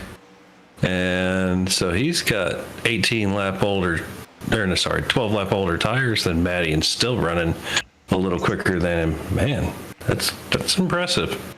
Yeah, Johnny Taylor, one of the few that takes his time as the 24 going to take it down to pit lane this time by. So green flag pit stops coming out here once again. 24 is going to be the first taker. And once the first person starts coming in, that's when they're all going to start following. As they all see what those fresh tires do when they get railroaded by. Yeah, I kind of want to see a track other than a play track where tires don't really mean a lot. Is Vegas a play track now with these cars? That I'm not sure. I know they're off the gas a lot, so If they're off the gas and still running 200, yeah, it's definitely not a plate track then. Atlanta, the new Atlanta. Obviously, the NSR is not going to do the new Atlanta just because the super speedway type field, but they're going to run the old Atlanta. No, I'd rather see the old Atlanta than the new Atlanta. Okay, I don't like the new Atlanta. I said the new Atlanta stinks. Oh yes, Doesn't can even have confirm. lights. I can confirm. I don't like the new Atlanta. That's just me. I'm not really I can't really say I don't like plate tracks, but there's just one certain car that I like running at plate tracks, and that's going to be the 87s. Still looking for an 87 league out there, so if anybody in the comments... The 87s didn't have plates. Plate tracks? They never did. 87s never had plates, because that was what Bill set the fastest lap and speeds in. It was after Bill Elliott did that 216 mile an hour lap at Talladega. It was after that they instated the plates. Oh, the restrictor plate? Yeah. Now, I don't know if iRacing's 87s are the pre or post, but those things haul. Yeah, I was saying, well, by yourself running the 87s, you can hit about 204 at Talladega, and then in the draft, you're looking at about 215, 216. Or 215 to 222. Yeah, so that's going to definitely be the pre-plate cars then. Oh yeah, see, exactly. That's why you like it. Exactly. Then the runs that you get at a plate track on those. I love the 87s. Just absolute best car on the service, in my opinion. But second place of Chad Gunnigsman going down into pit lane this time by. He's going to drop down to P number 5. As that's going to move Daniel Monix up to the race lead or second place. So Matty stretched 4 extra laps last time. We'll see how many he gets on this go round. Yeah, look at about 110 laps to go here this time by. Lights getting ready to come on the racetrack here as the sun is starting to set. And Matty Clark still running the inside lane. And Johnny Taylor is starting to catch the race leader. As, like you said, was it Johnny Taylor having 18-lap old tires than Matty Clark, or was it the other way around? So Johnny still hasn't pitted, and he pitted at lap 108, supposedly. According to SDK, it says he pitted on 108, and Matty pitted at 120. So we'll go ahead and bring up the stint length here. Johnny Taylor, he's on 37 laps. Matty Clark pit 38 laps ago. It's his 108 since he's 13 laps down, which would make it 121. Yeah, I was to say if he's still out there after about 50 some odd laps or something going on with that number 3 car, I'll be talking about some fuel hacks. Yeah, I'll be like, we're going to do the number 3 car to roll through the hauler here. We need to find an extra tank in that number 3 machine. Sounds like Smokey's got his hands on that car. Yeah. Let's see here. We're going to look at Matty D. Clark's time here. Coming across the start finish line this time by Matty Clark with a 31.568. Johnny Taylor with a 31.512. So almost identical lap times here. And they're keeping that gap pretty honest with each other. Yeah, once you run the tires down or get the temperature so hot, it'll equalize everybody. I mean, some guys can drive it that last little bit with it on the edge, but... Oh, not me. I do not like a loose race car. If I have a loose race car, I will bin it every single time. I don't know what it is about... Really? Oh, yeah. I do not like a loose race car. But you also said you like the Xfinity, and I can't stand them because they push like a dump truck. Oh, no, I don't like the Xfinity car. Yeah, to me, loose race cars are fine. You just control it with your right foot. Yeah, I mean, that's why I like running the next gens, and the trucks are kind of like that. Well, for me, the only time I run a next gen is in league races, but the official side, I run the trucks. So being on an open setup, you kind of got to play with that right foot a little bit more than Yeah. what. Well, it depends on how you set it up. You can make them do what you want, but whether or not what you want's what's the fastest is two completely separate things.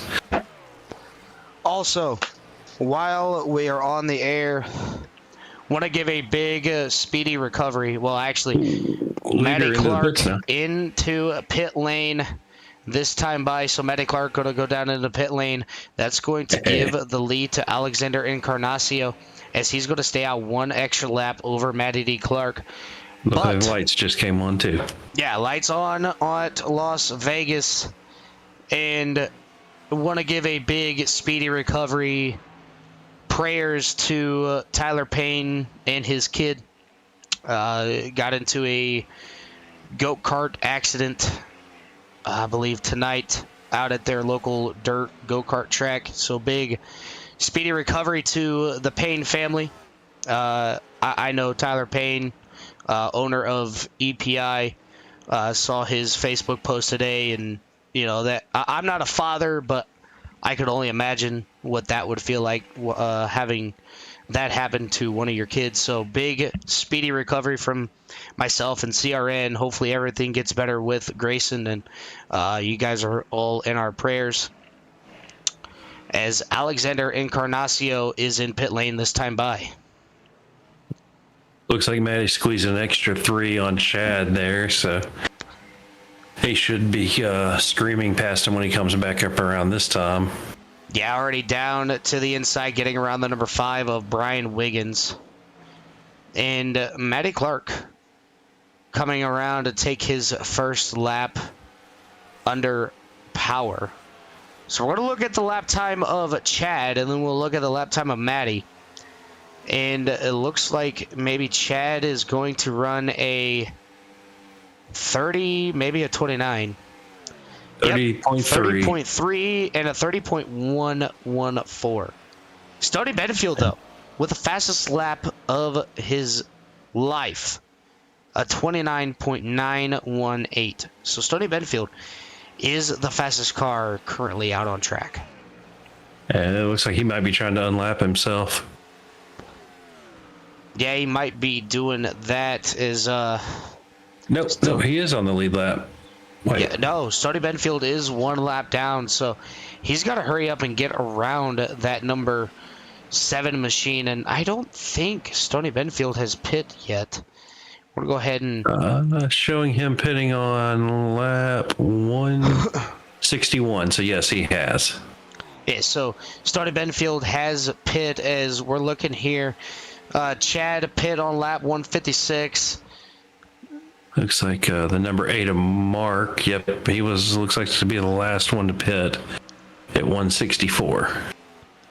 Yeah, so definitely going to be something here to watch, is that gap already down to under 1.2 seconds for our race leader and a P2. Go ahead and bring up the dashboard here, show you exactly how fast Matty Clark is running through these corners, all the way down to 171 mile an hour. Getting on the front stretch, though, we're going to see possibly 200, maybe 194. Yeah, hits 194 mile an hour, and maybe the backstretch. 0.7 of a second quicker that lap. Ooh. Yeah, maybe the backstretch. Matty Clark gets it up over 200. Does he get over 200? No, 193 mile an hour for Matty Clark. Down to the inside goes Matty Clark, back to the race lead with under 100 laps to go. Yeah, it doesn't look like Chad knows that fighting him is just going to slow both of them down. And right now, Chad's enjoying a pretty much a 9-second lead on Daniel there. So, yeah, it looks like Matty Clark able to regain that lead, and here comes Johnny Taylor. Johnny Taylor back here running 30.062s. So Johnny Taylor is by far the fastest car out here tonight. multiple laps down, trying to work around. Well, he's the fastest car on the racetrack as of right now. A 2-for-1 down the backstretch. Now it's just him and Matty Clark. And I believe Johnny Taylor will, in fact, reel in that 31. And with the 31 and the 3 being teammates, I can see Johnny Taylor I can see Matty Clark letting the 3 go on by him. Yeah, it looks like Johnny's got the fastest lap overall to anybody with a 29.65 there. Woo! Johnny Taylor running a 29.65, the best lap of the session by a long shot. No, Daniel Molnix right behind him with a 29.66. And then you got Johnny Taylor with a 29.65. And then the next closest person is going to be Chad Gunnigsman with a 29.78. And then Matty Clark Alexander Encarnacio with a 29.81. And then Matty Clark with a 29.88. Yeah, those lap times are going to be getting better and better. Just over the past minute or two, I've been watching track temps falling from about 78 down to 72. So it's going to start cooling quick. Yeah, obviously, once these drivers come back out on fresh tires, that's when you're going to get those super quick lap times yet again. But top 3 as of right now is going to be Matty Clark, Chad Gunnigsman, and Daniel Molnix will be your top 3. Alexander Encarnacio in P4. Jacob Kaplan will round out your top 5. Stony Bedfield, a strong top 6 performance here tonight. Justin Cope in 7th. Mark Sakochi in 8th. 9th will be Patrick Gittner. 10th will be Brian Wiggins. 11th, Bradley Brandon. 12th, Andy Reeves. 13th will be Shane Wielden. 14th will be Lucas Nilgis. 15th will be William Martin. 16th, Johnny Taylor. 17th, Austin Rhodes. 18th, Brandon Bass. 19th, Dominic Bettini. 20th will be John Thompson. 21st will be Sheridan Wade. 22nd will be Robert Lawrence. And rounding out your 23-car field will be Mark Cook. Yeah, it looks like Matty's just walking away from Chad now, almost about 0.7 of a second on that last lap there. Yeah, definitely going to see what these drivers can do and see what they have in store for that number 31 machine. Can anybody catch Matty Clark? It would be somebody would have to do something absolutely drastic to make their car extremely quick on a short run to try to compete with that number 31 machine. But that 31 has this track on lock. Oh yeah, if we get if we get a green white checker situation, somebody like Molnix, he's about 0.2 quicker on his fastest lap, so he might actually have something over a short run.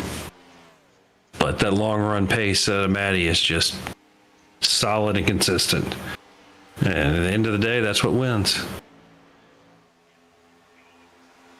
Yeah, I mean, you got to be consistent and know your pace. And looks like Matty Clark has both of those dialed in as of right now. But looking behind them, Chad all by himself, Daniel Molnix by himself as well. But looking back here with Mark Sakochi, you got a long line of drivers. Starting out with Stony Benfield, the 9 getting touched by the 6.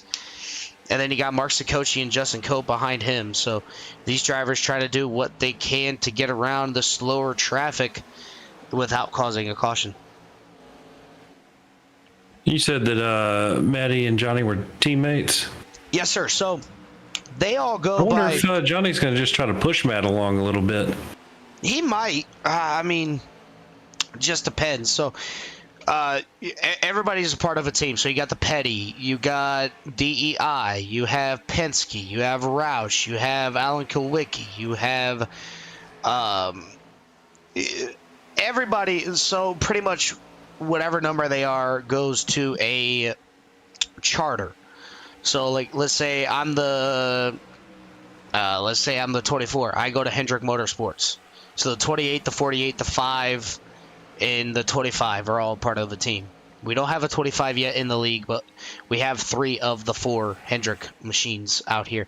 And then you got the 6 of who was it? Was the 6 Roush? I think the 6 was Roush. Or I don't know. I'm a little too tired to think about what teams they were. Six is a Ford, so Roush would seem correct. See, I knew I was smart, and you were trying to doubt me, John. You were trying to doubt me. I can't believe that. It is nice seeing a lot of these older paint jobs here, though, I will say. Bringing back old memories. Yeah, I mean, after Daytona, when me and Ricky did Daytona, I told Ricky it was going to be hard to call these drivers by their actual name and not like, oh, look at Dale Earnhardt Jr. in the number 8 machine. It's going to be hard because that's what I grew up watching was these drivers in those cars. As Stoney Benfield was just passed by the number 28 and the 6 of William Martin and Justin Cope. So Stoney Benfield playing the long game here as the 10 goes down into pit lane this time by Matty Clark, letting the 3 go on by him. And I think this is where Matty Clark will just save a little bit more fuel. You know, he's got the draft of Johnny Taylor. He can ride about 3/4, maybe half throttle, and just keep intact with the draft from the number 3 of Johnny Taylor.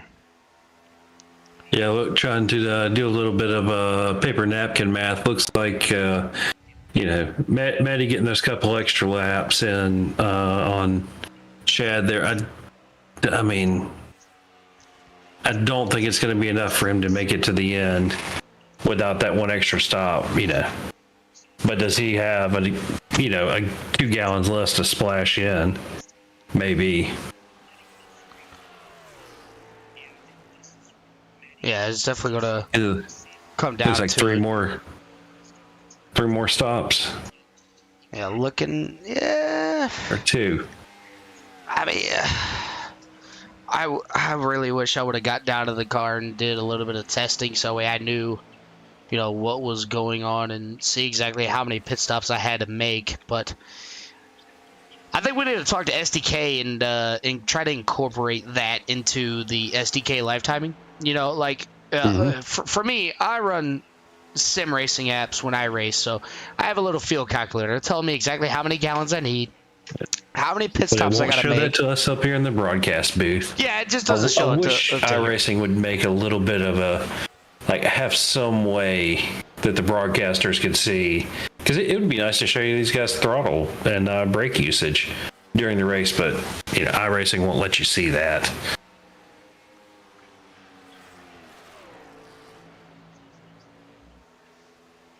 Yeah, it's definitely going to be something to watch, as it looks like, just like I said, Johnny Taylor and Matty D. Clark staying in the draft as much as they possibly can. The 5 of Brian Wiggins going down into pit lane this time by.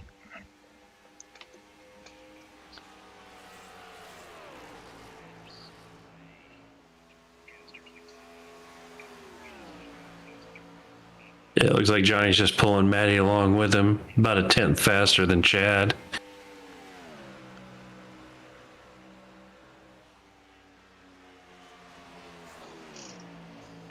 Yeah, the 2 of Daniel Molnick's in the pit lane. So with that being said, I think maybe with Matty being in the draft like he is, maybe he can get an extra 2 to 3 laps than what he did last time, because I already know he's going to be out of the throttle a little bit more just because of how well these cars suck up to the next guy in front of you. So maybe Matty playing the longevity to see if he can make this on a 2 stop strategy instead of a 3. I wouldn't hold my breath though, because I mean, not to say anything, but we seen that strategy last Sunday at Lime Rock, and it just didn't turn out in favor the way that it wanted to go. So it's definitely a hard decision to do if you want to try and make that happen. Yeah, it's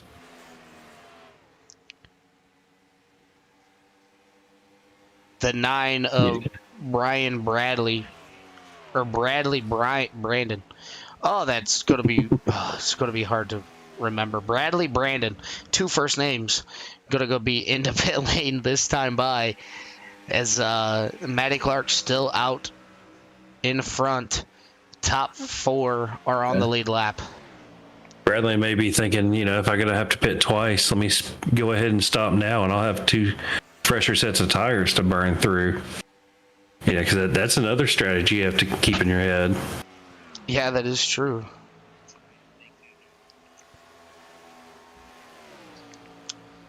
But nonetheless, looks like Daniel in the number 2 there, he's come up with the same strategy. He pitted on 188 there.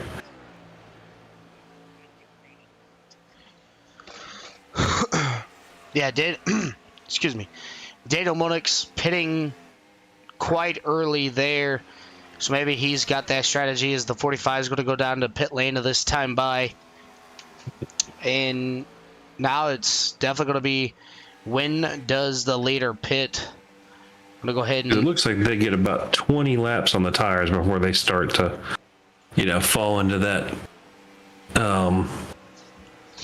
31 range, Yeah, give you guys a good shot of Barney the flagman here, watching everybody go on by. And just want to touch base with Barney to see if he's still alive, still awake, as it looks like he started to turn his head, so he is awake. We just haven't seen that yellow flag come out for a very long time, so just making sure that he's good and awake. The 45 coming out of pit lane at this time by. The 7 getting ready to come out as well, as Matty Clark is on the backstretch right now, trying to see how many laps he can stay out here on those tires and that fuel. Coming off turn number 3 and 4, Matty Clark still out there, but that gap between him and Johnny Taylor is starting to open up very slowly.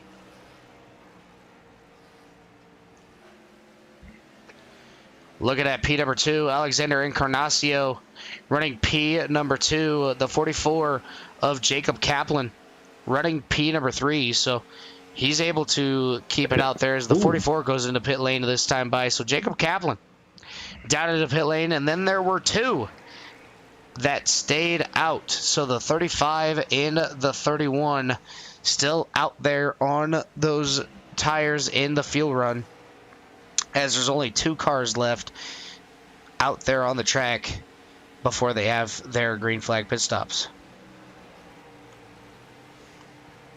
Looking out of here on track, going to go ahead and look at Stoney Benfield, as he was just passed by the number 45, the 45 of Patrick Gettner. He's on fresher tires, so he was going to fly by him. Alexander Encarnacio getting ready to get passed by the 9 on the outside. I thought the 9 was going to get into the back of the 35, and they're still side by side, but Alexander Encarnacio has a little bit of damage on that right front there. Not sure if that's hindering his performance here. Not sure what the conditions are with these cars. Does it look like you got a little bit loose going through the tri-oval there?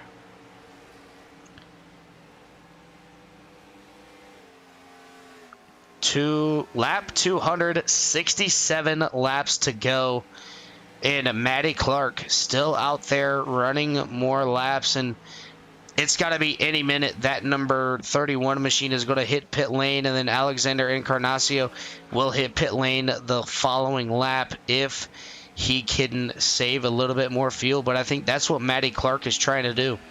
Save more fuel than the second place position, as Matty Clark is catching Alexander Encarnacio rather quickly, as that gap is slowly starting to get almost to 24.1 seconds, as Alexander Encarnacio trying to hold off the late charge from Matty Clark, as the 8 of Mark Sakochi is in pit lane this time by. Yeah, so we're...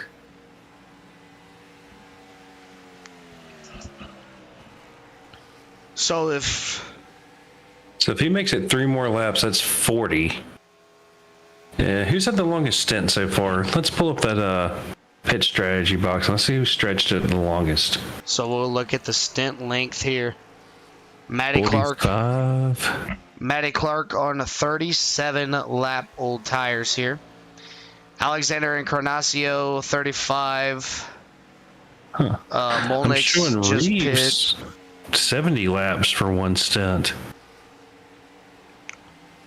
Yeah, he did 70 laps. So that wow. If you can go 70 laps, that's doing something there. I mean, it might be a case that Clark might be able to, make it to that 45 range or something, and then just deal with a little bit older tires. And then if they have the fuel, this may just be tires for the reason they're pitting. Yeah, I mean, that could be the thing there is Matty Clark on the 38, and then, or 39, excuse me. Alexander Encarnacio going to be on 38, 26, 39, 37, 40. So, yeah, I can see it now. Stoney Benfield will be coming in probably this time, as he's been cutting it he did one stint of 44. Everything else has been 40 to 41. So that's going to be something to keep an eye on, as there's nobody in pit lane. And back up to the front, the 44 and 43 get around the 31. The 2 petty drivers going to go ahead and get around the number 31. The 31 is going to dive it down to the inside of the 43. And I think with Shane Wielden having the fresher tires, he's going to be able to make quick work of Matty Clark. But Shane just going to stay behind your race leader. Stoney Benfield in this time.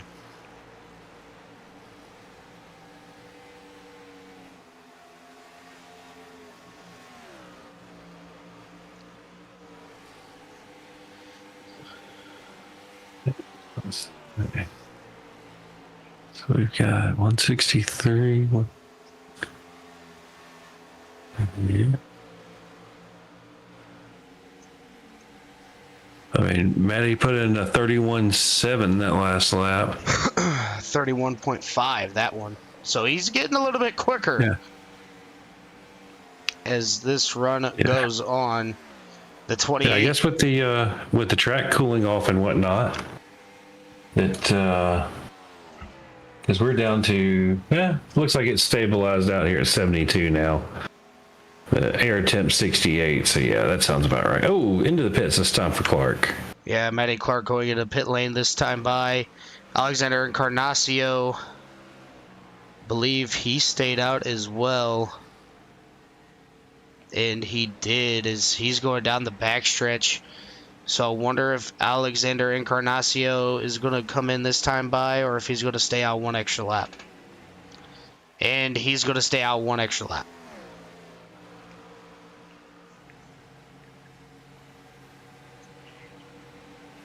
That'll give him a lap lead, although I think he got one earlier on a... Yeah, I believe he has led some laps while Matty Clark was pitting. And I can see it now, that number 35 just letting the 44 go on by so he can get a clean entrance into pit lane. And that's exactly what's going to happen here is, no, Alexander Encarnacio is going to actually stay out another lap. So Alexander Encarnacio going to stay out an extra lap than what he has before. So I wonder if he was just sitting there just saving a little bit of fuel. That would put him at about 50 laps. Oh, he is out of fuel. Oh. He is out of fuel. Down the backstretch he goes. He is out of fuel. He's sputtering down the backstretch. Alexander Encarnacio trying to play the strategy here. Runs out of field down the backstretch.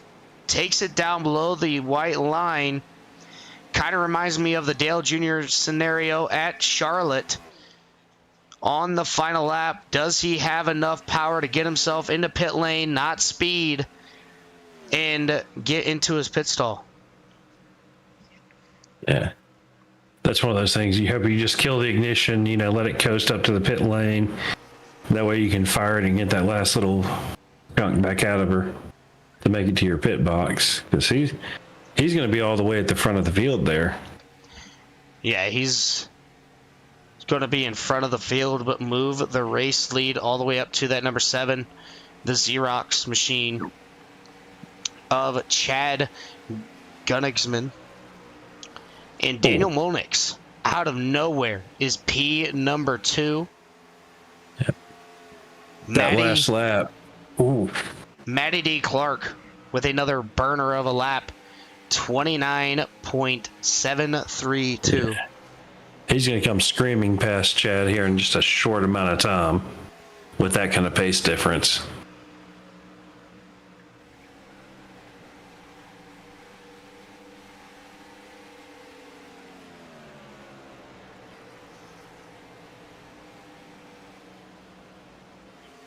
So it does look like Alexander made it into his pit box.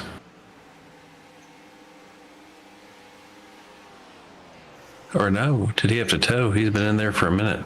Yeah, he's been in there for quite some time as we have a pass for P number 2. Matty Clark down to the inside of Daniel Molnix. He's able to make that pass. And now he's going to be tracking down that number 7 machine of Chad Gunnigsman in the 43 down to pit lane this time by.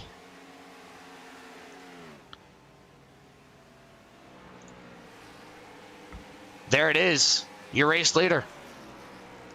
With Matty Clark passing him like he's standing still out down on the inside. Give the race lead back to Matty Clark.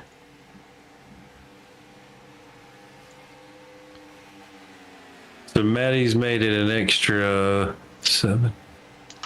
15 laps. So Clark at 193. There's no way Chad can make it on fuel. But if Matty...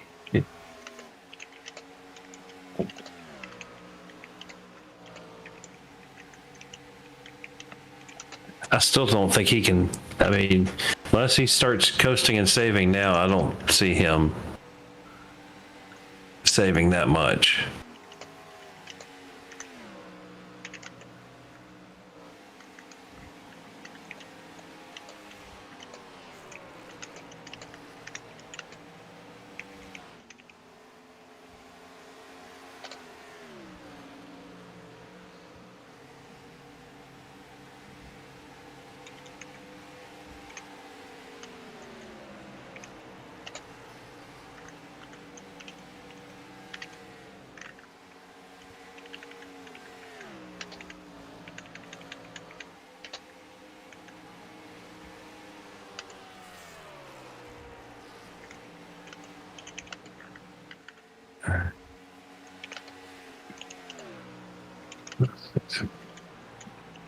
So we just have 4 on the top lead lap now. 30.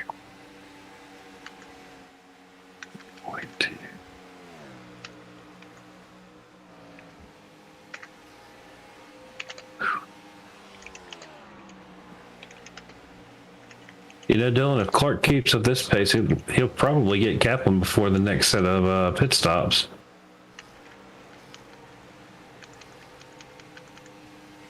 Yeah, definitely going to be something here to watch. You know, it's definitely going to come down to a fuel strategy race.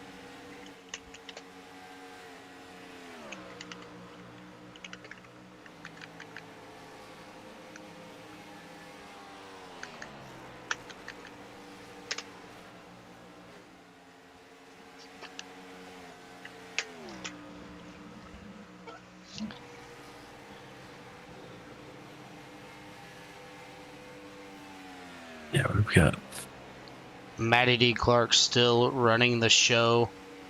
P number 2 is going to be Chad Gunnigsman. Third will be Daniel Molnix. Fourth will be Jacob Kaplan. And the 35 still down a pit lane.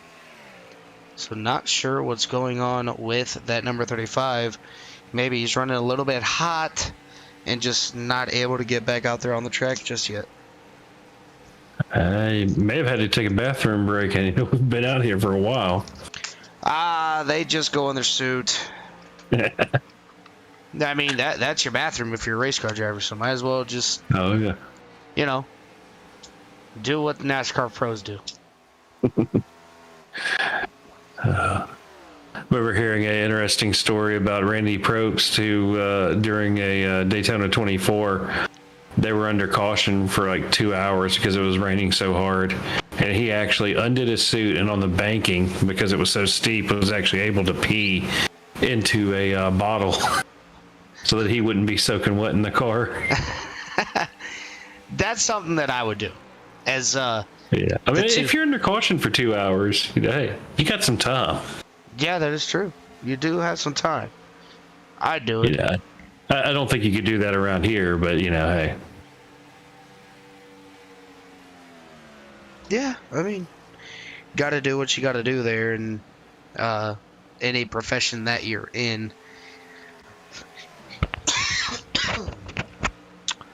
As it's still, longest green flag run. We had our first caution at I don't know, like lap 50 or somewhere around in there, and we've been green ever since. Yeah. So, no, 76. 76 was our first green, or our first caution. I believe that was our only caution here tonight. So. Yeah, I'm sitting there trying to do the math in my head, and I'm having to resort to the calculator. Yeah, that's definitely a lot.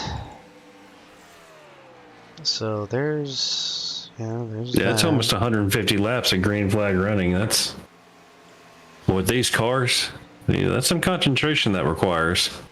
Yeah, as I'm looking back through here, and yeah, that'll be the only yellow flag that we have had here tonight.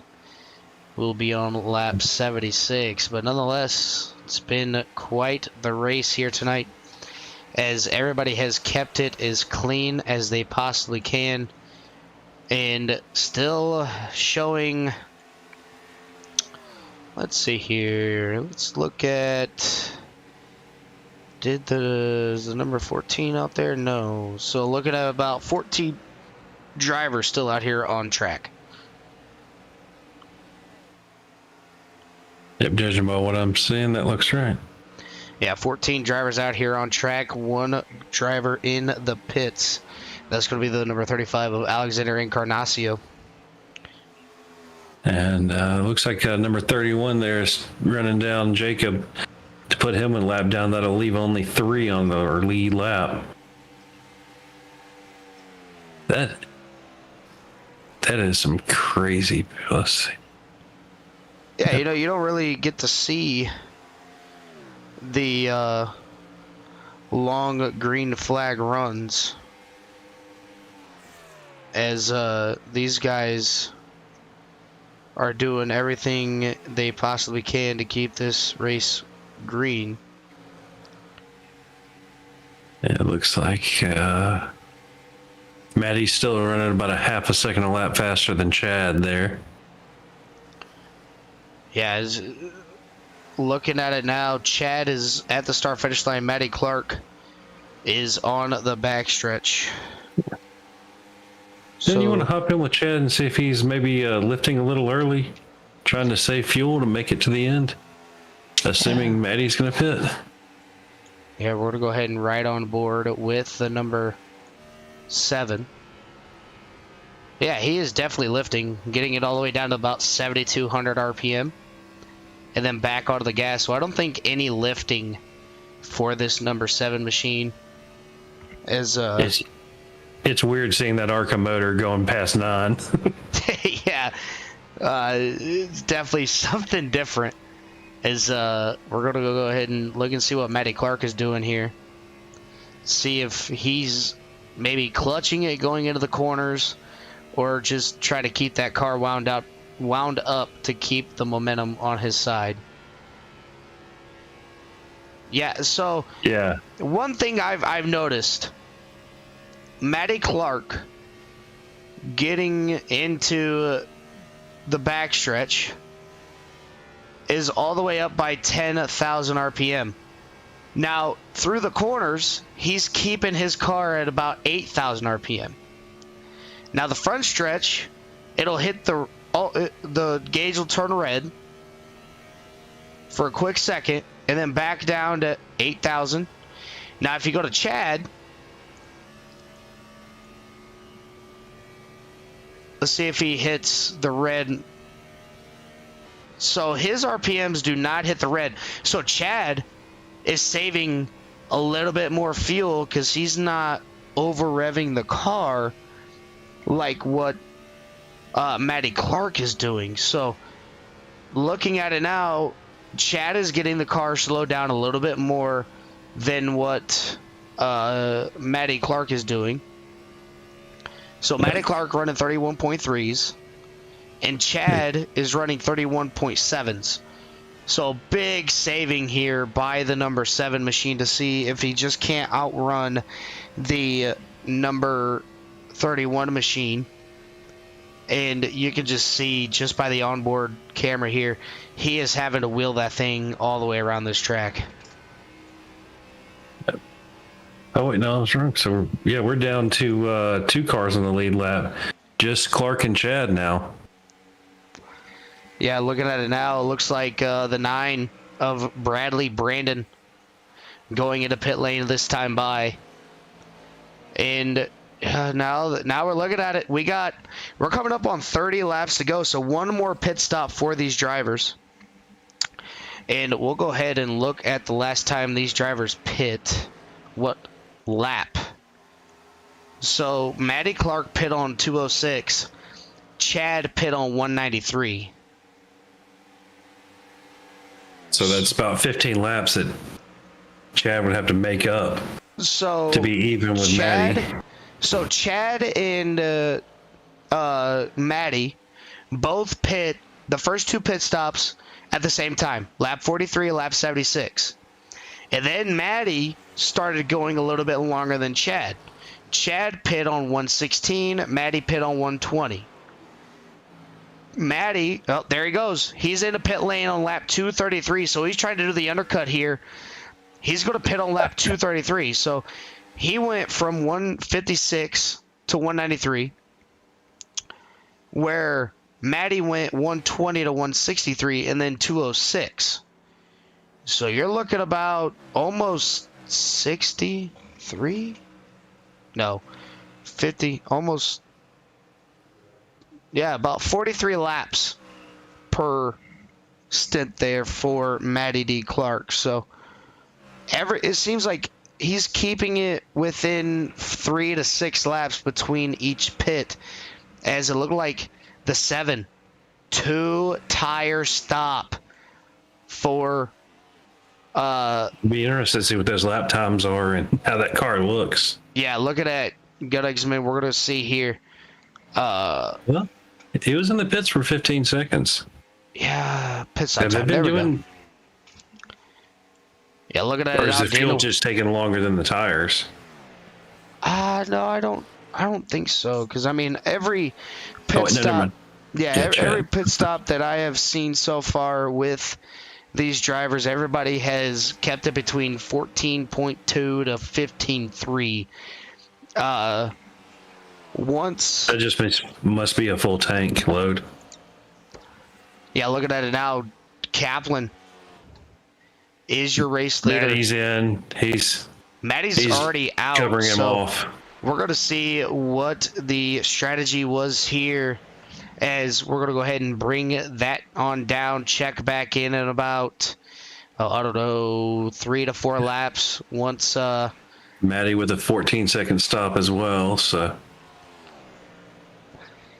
Yeah, this is definitely crunch time. This is what's going to make or break your race. Who took 2 tires, who took 4, and who is going to come home with a race win. Let's see. So Chad with a 29.9 last lap. Let's see what Maddie kicks in.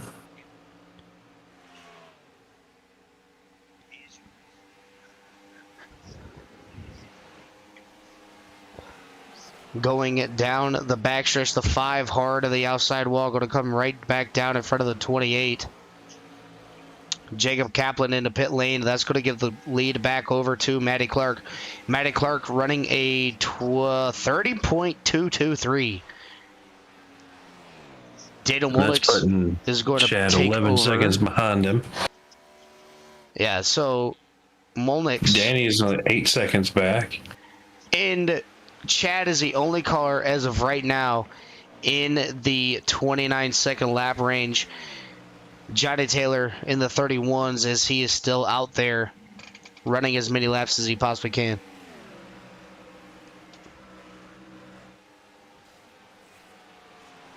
As we have hit nighttime in Viva Las Vegas.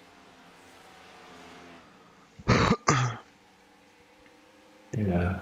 29.9 still. Last lap 29.9 out of Matty, so looks like he may have just tried to bring those tires in just a little bit softer. So Matty Clark with a 15.1.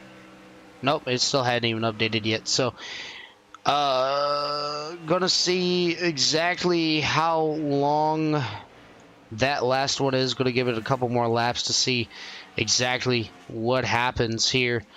But nonetheless, 28 laps to go here at Las Vegas.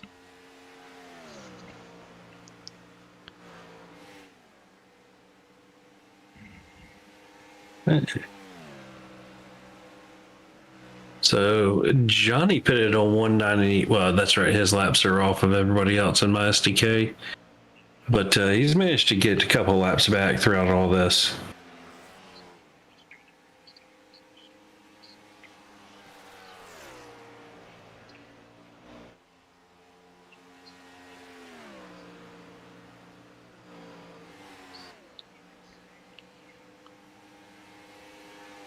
It looks like that early stop is, well, Chad's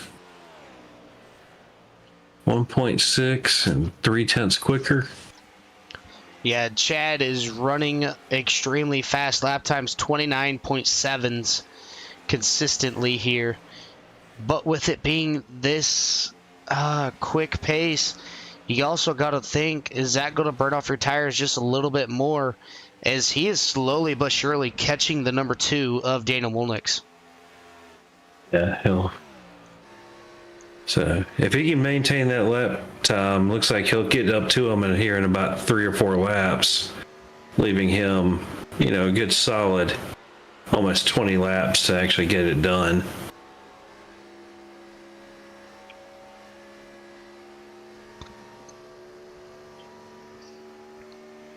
Yeah, definitely going to be something here to watch. Is that gap is staying at about 11 seconds between the leader and Chad.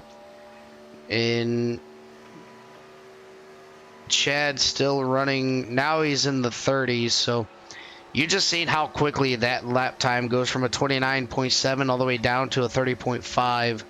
As he is almost to the back bumper of that number 2 machine. He's probably going to come home with a P2 here, as I don't think anybody's going to be able to catch up to that number 31 machine. Nice. It looks like he's just got the control and is setting his own pace. Looking at it now, Matty is running faster lap times than Chad at the moment, 30.3s to 30.6s. And Chad on the back bumper of the number 2. Does he go low? He's looking low. Going to be side by side. Going to dive it in just a little bit deeper than the 2. Give Chad P number 2. That counter strategy from Daniel, looked pretty smart. Definitely gave him a shot. Yeah, definitely gave him a shot indeed.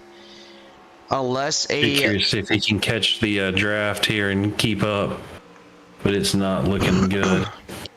Yeah, I think right now it's going to be a tough call here. It's just if a late race caution comes out, I kind of want to see what the 7 and the 2 have for Matty Clark.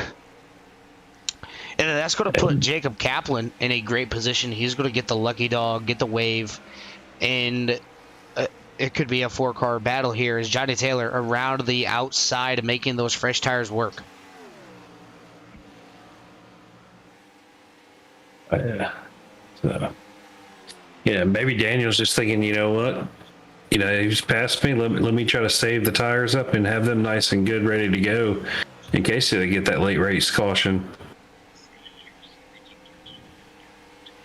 Yeah, I think that's exactly what they're waiting for, just to see At what this happens. point, he can give up almost a second a lap. Yeah, he and really still could. not be lapped at the end. Yeah, with me, if I knew that I had that big of a lead, I'd just be chill. I wouldn't even try to overdrive my car at all. I'd just do what I could just to keep it going and keep it as clean as I possibly can. As Stoney Benfield, right in front of the race leader, was able to get around the number 45 of Patrick Gettner. He's still running P number 6, so a stout top 10 for our resident pastor, Mr. Stoney Benfield. That's a fast preacher, that's for sure. Yeah, you know, when I seen Stoney Benfield registered for these races, I was like, dude, I used to race with him in the official series. The dude is quick. He's... I only run the trucks, and, you know, we ran against each other a couple of times at Hickory when the trucks went to Hickory during the off season, and it was one of the best races I've ever had with Stoney Benfield. And the dude just brings life to the party. As you see him here, he had a good shot at the win at Daytona, and then after that ended up getting collected in a wreck. Same with Rockingham. He got involved in a late race caution and took his chances away at a race win. But now he's looking better than ever, holding on to that top 6 position as he is slowly but surely catching the number 8 machine, as he is almost got him down to under 1.3 seconds. Got that.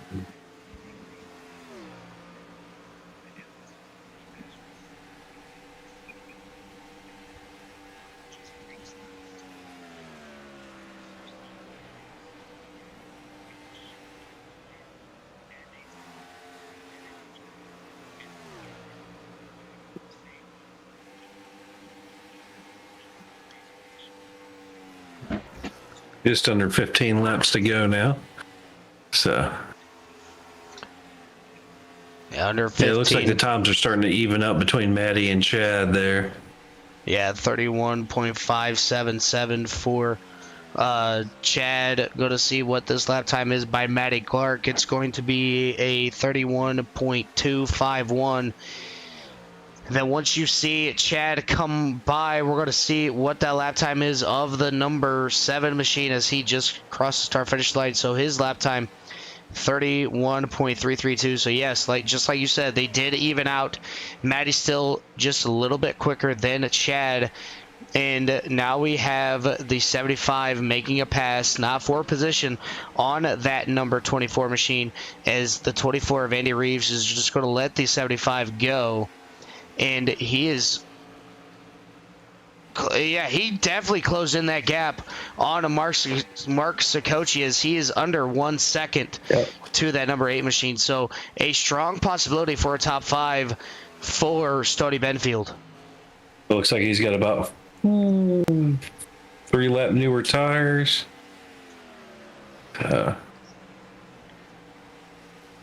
Yeah, it... Let's see. Fastest man on track has been Johnny Taylor with a 29.56. Ooh. Yeah, Johnny Taylor now has set the fastest lap of the race with a 29.56. Yeah, Stoney's got that gap down now to just around 0.4 of a second. Yeah, looks like he's making the time up on corner entry, like leaps and bounds there. Almost 0.2 right there. Yeah, once he knows that he's got the car dialed in and good to go, that's when you're going to start seeing Stoney Benfield drive it hard and aggressive. And there you go. You're going to have a battle for P number 5 coming to 10 laps to go this time by. Yeah. It's kind of crazy. We can run, right now almost 260 laps, and these guys have, are within a couple tenths of each other. That's really saying something, especially with this much green flag running. Yeah, it's definitely going to be something fun here to watch to see if Stoney Benfield has the tires to get around the number 8 machine. He was right up on that back bumper and has now fallen off just a little bit, and look how far he dives it in there, and it sticks. Out of all the drivers that dove it into a corner, they can't make the car stick. But Stoney Benfield making it stick down there on that bottom side. He gains so much time on entry, but he loses all of it coming up off the corner. So he's sacrificing exit for a better entry, except for that time. He did not lose anything. If he can get down 1 and 2, you could see a new position for P number 5 as it's getting ever so closer. Mark is going to keep it right there. And look at that. Just as I say it, he had a better turn, too. Side, looks like. He's going to go to the outside, but it looks like Sakochi's going to block that run. 9 laps to go here at Las Vegas. Here comes a crossover down into 1. Not going to be able to be there. No. Looks like he had a run there for a second. Must have spun that rear up a little bit. Oof. Dylan, we need to talk to Carl. We need to get that World War II dive bomb thing set up for the soundboard and Discord. Yeah. Oh, look at there. There it is. Down to the inside. Going to push him up the track for P number 5. Can Stoney Benfield make it stick? It's stuck. He's still going to be side by side. Can we see a slide job going into turn number 1 and 2? He's going to dive it again. He's back on the gas side by side. Give the advantage of the 75. The 8 can't hold him off. Can Stoney get around him? Advantage to the 8. A dive into 3. Another dive into turn number 3. He's going to clear a big corner. 8 goes up the track. Oh, yeah. 8 took it way wide. A new P5. Give it to Stoney. Faster, pastor. Benfield. Well, 8's charging back here. Yeah, here comes the number 8. It looked like maybe Stoney got a little bit too excited down there on that inside. Want to give a big shout out to Stoney Benfield and Morgan Shepherd. Him and his wife are currently watching the broadcast as of right now. Stoney and Morgan Shepherd being big friends, best friends. Hopefully everything is going well with Morgan Shepherd. I know he's battling Parkinson's. I believe it was Parkinson's. And hopefully everything fares out for him on that side. And hopefully Stoney Benfield can get that number 75 Remington scheme up there and keep it in that top 5 for his best friend of Morgan Shepherd. Yeah, it looks like Maddie is still just, about a tenth and a half faster than Chad there. Just kind of got the gap out to 15 seconds now. As we drop down to about, 4 laps to go? Yeah, look at about 3 laps to go here. Oh, yeah. As while we're watching that battle back here, it is still Matty Clark up here with the race lead. And everybody, you're looking at the track map here. Everybody is still single filed all the way through the field. Going to go ahead and go to a different camera here. It's called the blimp static mode. And there you can see the whole track in your presence. And you see it there. Not a lot of big battles going out here on track. 2 laps to go. This time by for your race leader.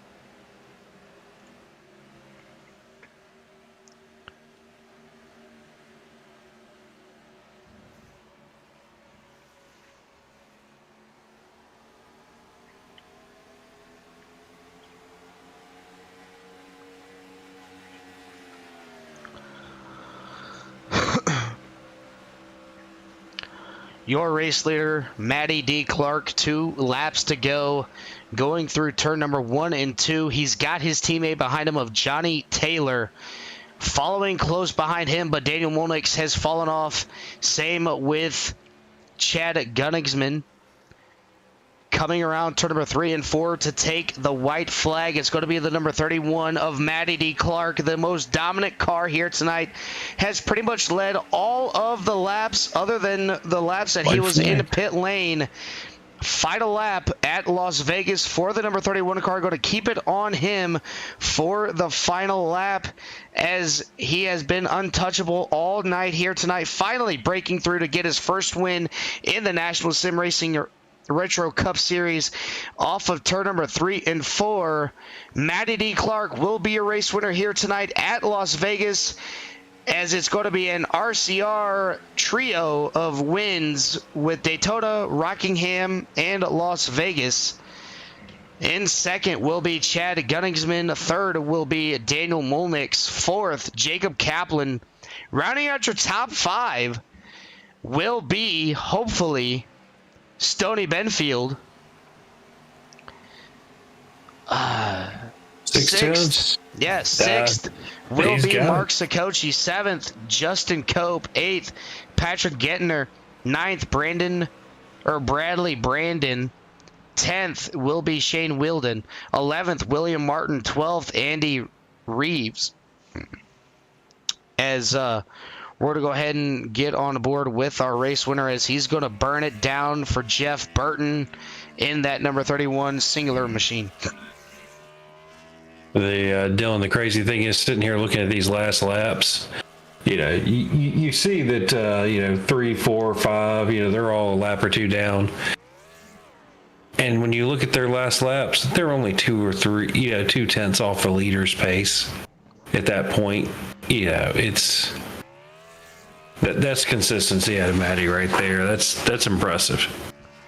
Yeah, absolute great consistent pace from our race winner. Going to go ahead and get the results here for the race while he does a little bit of a burnout. Got your race results here. It's going to be Matty Clark getting the race win here tonight. Chad Gunningsman in P number 2. Daniel Molnix in 3rd. 4th will be Jacob Kaplan. 5th, Stoney Benfield. 6th, Mark Sikochi. 7th is going to be Justin Cope. 8th will be Patrick Gettner. 9th will be Bradley Brandon. 10th will be Shane Wilden, Sr. 11th will be William Martin. 12th, Andy Reeves. 13th, Johnny Taylor. 14th, Brian Wiggins. 15th, Alexander Encarnacio. 16th will be Lucas Nilges. 17th, Austin Rhodes. 18th, Brandon Bass. Ooh, let me get it on down here for everybody. 19th will be Dominic Bettini. 20th will be John Thompson. 21st, Sheridan Wade. 22nd, Robert Lawrence. 23rd will be Mark Cook. Going to go ahead and get our top 3 in the broadcast booth here tonight and just see what these drivers have to say about how their race went here tonight. As get a good camera angle here of the number 2 and see if he's just not in the Discord waiting room. Looking at it now, he is there. So we're going to go ahead and pull up the number 2 of Daniel Molnix. Daniel, this is Dylan and John Nobinger in the broadcast booth. You got a copy? Yep, I got you.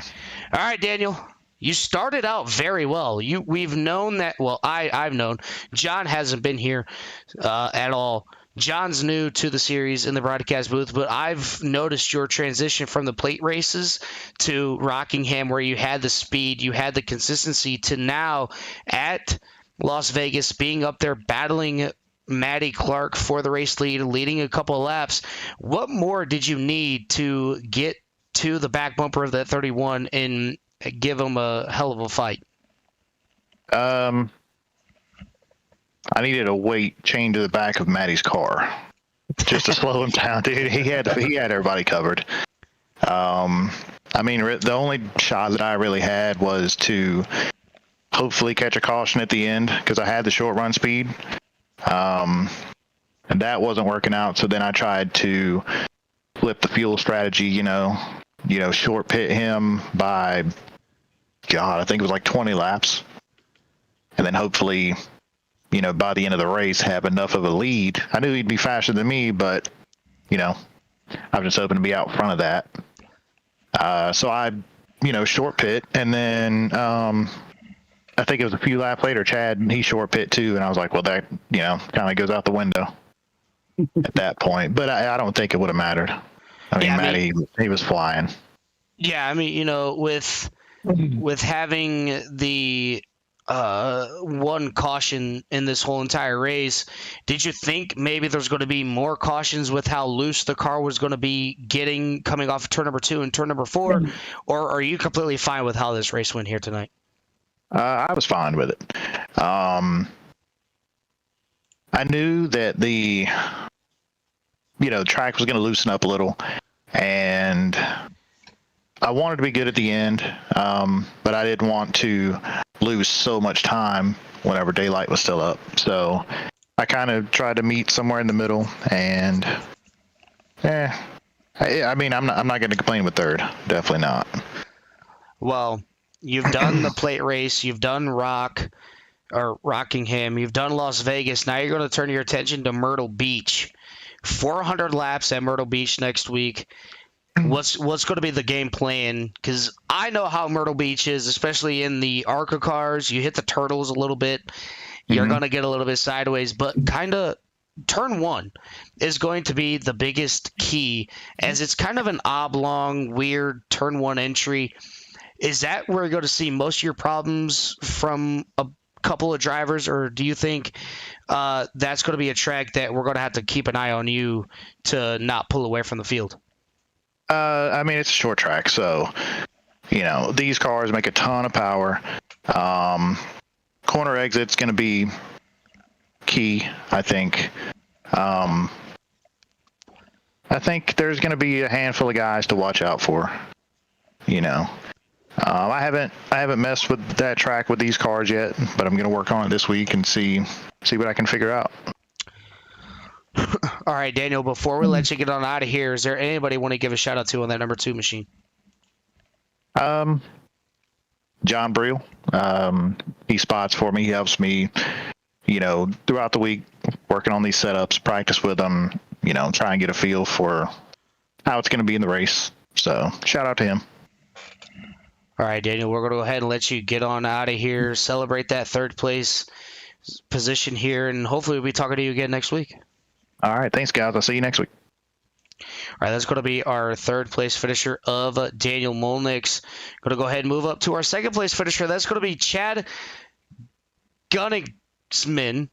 Oh, I think I just butchered that last name. But anyways, Chad, this is Dylan and John in the broadcast booth. You got a copy? Yep, I got you guys. Okay, well, I saw your message earlier. While we're on You Love to Hear It, where we mute the mics, and I sat there for 2 minutes constantly. Gunnigsman. How was I saying it? Gunnigsman? It's close. It's Gunnigsman. Gunnigsman. Okay, there we go. Yep. See, I only needed to hear it once. Anyways, hell of a drive by you tonight. We've seen you, I believe, get into a couple of incidents at The Rock. I can't remember. I do too much broadcasting. But anyways, we've seen you get into a couple of incidents here and there at The Rock. And tonight you had the pace. You were out there towards the front. And just like I asked Daniel, what did you need to do to catch up to that number 31 machine of Matty Clark?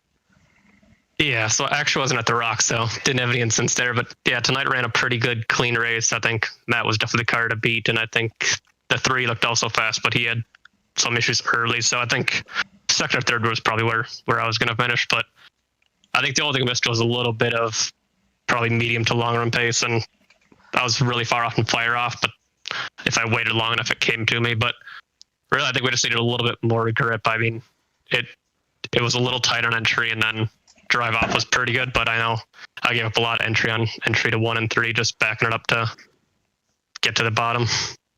Yeah, you did what you had to do. There for a little bit, we were watching the pit strategy, and you or Matty Clark were pitting at the same time, and then all of a sudden we started seeing Matty go a little bit further than what you were doing. Were you just trying to be conservative on getting in a pit lane just in case if you missed pit lane, you had another lap to get back in there without running out? Or were you just trying to segment out the pit stops to where you just had to pit one less time than Matty?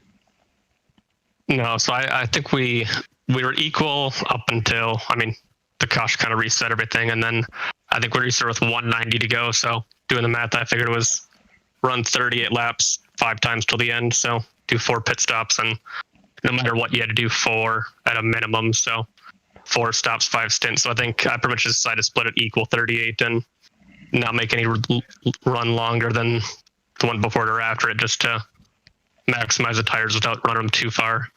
I think we could go up to about 43. So really, I put about 5 laps short of the need to, but just decided to split it equally. And I think Matty had the pace where he could run at the full 43, and even with the 5 lap pressure tires that I had done 4 or 5 times on him, it really only get me like a 5-second lead at the most, and then he would combine his 5 or 10 lap pressure tires depending on which pit it was and kind of drive around.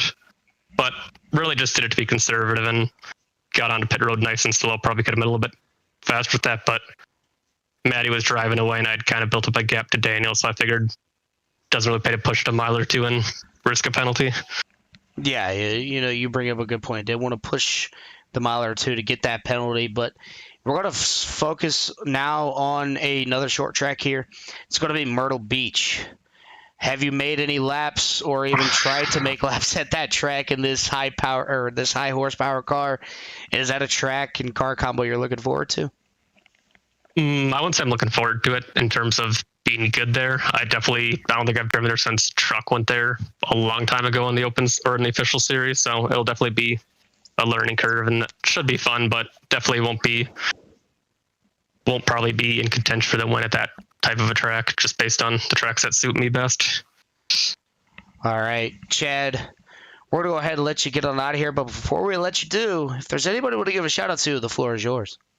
Yeah, I just want to thank everybody at Frontline Esports who helped work on the cars. I know I basically tweaked on a set that a few of our guys had ran at Atlanta, and it worked pretty well here. Probably was missing just a little bit, but otherwise I just want to thank Tom Romig, Nathan Rue, and Travis Manning for the work we've been doing on this car, trying to learn it now that it's out here on the service.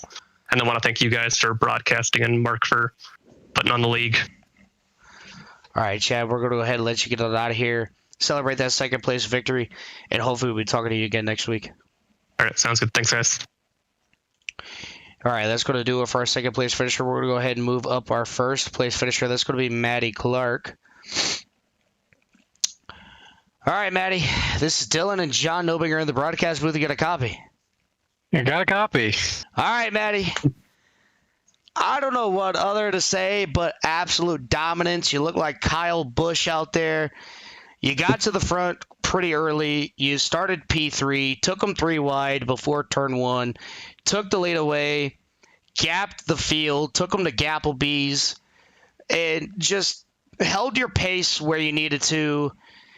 I don't think I ever seen any mistake out of that number 31 machine. You've seen everybody getting loose, like you said before the race started. You're going to see people get loose out of turn 2 and out of turn 4.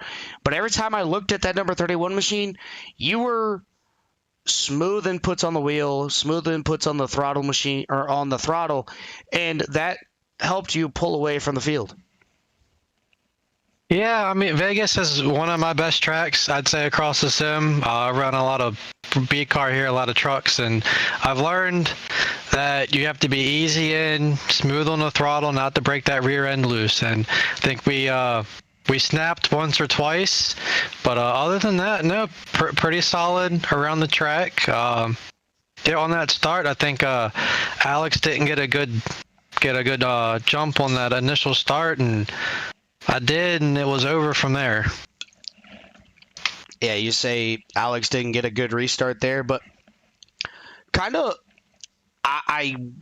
me and John got to know, when Johnny Taylor got around you halfway through the race, were you more focused on just saving a little bit more fuel to try to cut down how much fuel you had to put in the car, or were you just letting him go, trying to get those laps back and go on from there? Well, I know we were pretty even, so I mean, let him get a lap back, and it didn't really end up, doing anything because I still got that lap back on him. So I mean, it is what it is there. I mean, he was already 13 down. Lap here isn't going to hurt. Still had pretty good pace over the rest of the field, just to let him roll underneath of me. Kept pace with him until we pit there. Yeah, you were stretching it a little bit further than half the field. Alexander Encarnacio stretched it 1 to 2 laps more than you, but it came down to you having the fresher tires than the rest of the field. You caught the 7, you caught the 2 like they were sitting still, got down to the inside of them, got around them, and it was pretty much your race to lose. I mean, nobody could really catch you unless maybe a quick caution came out towards the end of the race. And talking to Daniel, he had the short run speed. He just didn't have the long run speed, and that's what it came down to. You had the short run speed, you had the middle speed, you had the long run speed. You kept the car intact, you kept the tires underneath of it. But now we're going to trade in a track where you're on throttle a lot more to a track where you're back on the brakes even more than the throttle. It's kind of like a little bit of a Rockingham, just less baking. What's going to be your mindset moving forward now that you have your race win? We're going to keep our head down, keep trying to move forward, and put a good week together. I mean, it all starts with what we do to the set once we get it, and this week, not like the preliminary race at Chicagoland, a lot of tweaks to bring out the speed and the balance. It's rocket ship. So we'll look to build another rocket next week. Yeah, and like you said, with Johnny being 13 laps down, Chad and Daniel both said if Johnny wasn't multiple laps down, I think they would have finished 3rd and 4th, because you and Johnny would have been so evenly matched with the speed of your guys' cars. You guys would have been 1-2. It would have been a drag race going all the way to the checkered flag. But nonetheless, you got the win here tonight. The momentum's on your side. And with that being said, Maddie, before I let you get on out of here, is there anybody you want to give a shout out to on that number 31 machine? I want to give a shout out to Michael Conti over at API. He puts together something really good that we can go off of. He builds a rocket, and we have to make a tweak here, a tweak there, just to suit our style. But man, that's a real good base to go off of. All right, Maddie, we're going to go ahead and let you get on out here. Celebrate that victory here tonight, good sir, and hopefully we'll be talking to you again next week at Myrtle Beach. All right, thanks, guys. All right, John, that's going to do it for the in-race interviews here tonight. Going to go ahead and bring up the race results one last time for everybody out here. First is going to be Matty D. Clark. Second is going to be Chad Gunigsman. I just butchered it again.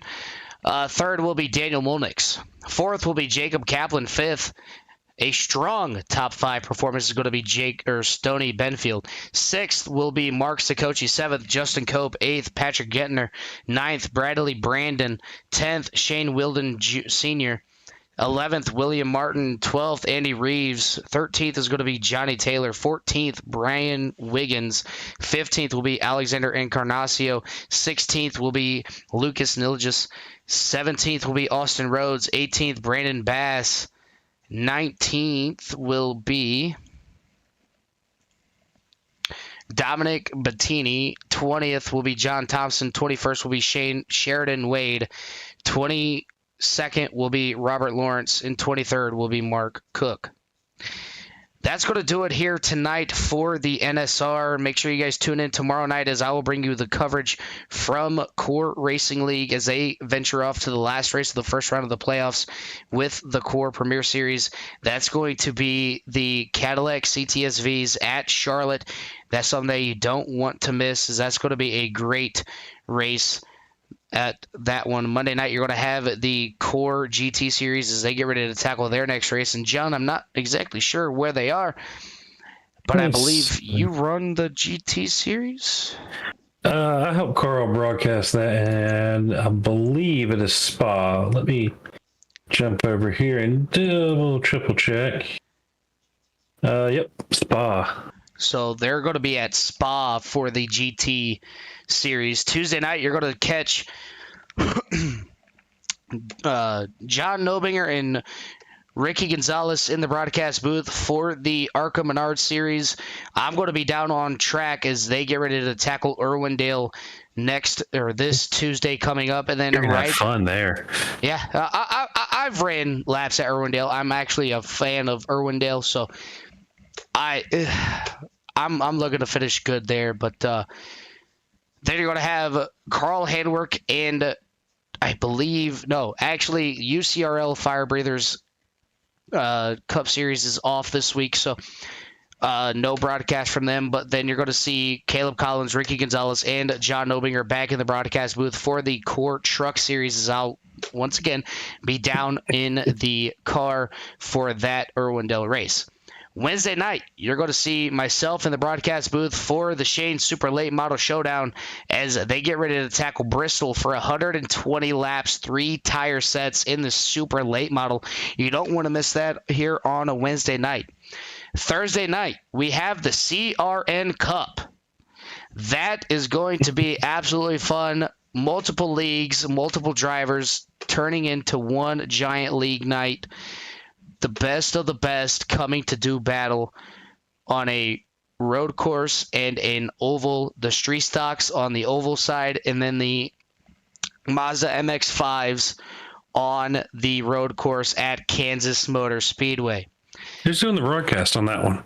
I honestly don't know. I haven't even talked to Carl, so I'm not sure who's going to do the broadcast. So I'm going to have to get with Carl to see who's doing that one. But hopefully that is broadcast. Is definitely going to be a fun one to watch. Friday night, you're going to have Carl Hedwork back in the broadcast booth for Red Line Racing as they get ready to tackle their next race. And it's going to be, I believe, I'm not 100% sure, maybe Bristol. No, that was last week. So we have not had it out here as of yet. So make sure you guys tune into that. That's going to do it for myself and John Nobinger in the broadcast booth for CRN. Make sure you guys like, share, subscribe, turn on the bell notifications, hit all notifications so you guys don't miss a single beat that CRN has to offer. That's going to do it here tonight for CRN. Make sure you guys take care. Brush your hair.